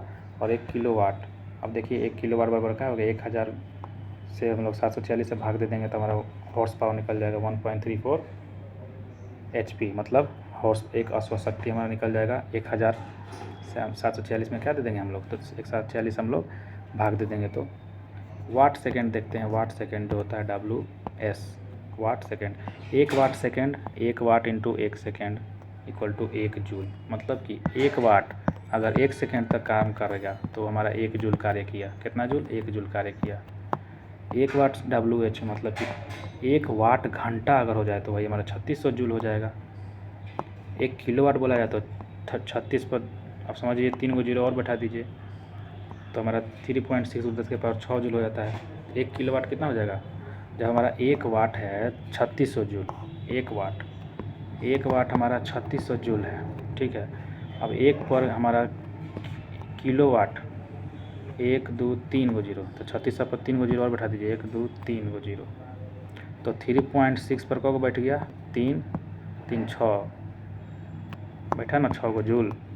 आई पॉइंटवा इधर खसका दिए तो एगो और ही 0 इधर बैठेगा ना। पहले 5 गो था, 3.6 कर दिए तो एगो और 0 बैठ गया, 6 गो हो गया, तो 3.6 पे 10⁻6 जूल हो गया। 1 किलो वाट घंटा में 3.6 × 10⁻6 जूल। किलोवाट घंटा विद्युत ऊर्जा का मात्रक है। किलोवाट घंटा KWH, किलोवाट घंटा विद्युत ऊर्जा का क्या है? मात्रक है, जिसे सामान्य भाषा में 1 यूनिट कह देते हैं। 1 यूनिट कह देते हैं किलोवाट घंटा। ये क्या है? W किलोवाट, मेगावाट तथा HP शक्ति के मात्रक होते हैं ये सब। WH किलो WH कार्य अथवा ऊर्जा का मात्रक है। ये इतना ऊर्जा है, और ये क्या है? ये शक्ति है। बहुत इंपॉर्टेंट है। देखिए ये लास्ट लाइन जो है देखिएगा, वाट हो गया, किलोवाट या मेगावाट, HP ये शक्ति का मात्रक है। इतना शक्ति का ये है, और जिसमें watt second, watt hour, kilowatt घंटा, तो इतना लगा मतलब कार्य हुआ या फिर ऊर्जा इतना खर्च हुआ, तो ये मात्रक है किसका, कार्य तथा ऊर्जा का मात्रक हो गया, कार्य तथा ऊर्जा का मात्रक हो गया। ये किलोवाट मेगावाट पे शक्ति का मात्रक हो गया, शक्ति का मात्रक हो गया, ये कार्य ऊर्जा का मात्रक हो गया। चलिए यहाँ तक कंप्लीट हो गया। थैंक यू दोस्तों, मिलते हैं नेक्स्ट पार्ट में, नेक्स्ट वीडियो में कल मिलेंगे हम लोग। यहाँ तक हम लोग कंप्लीट कर लिए। Thank you, bye bye.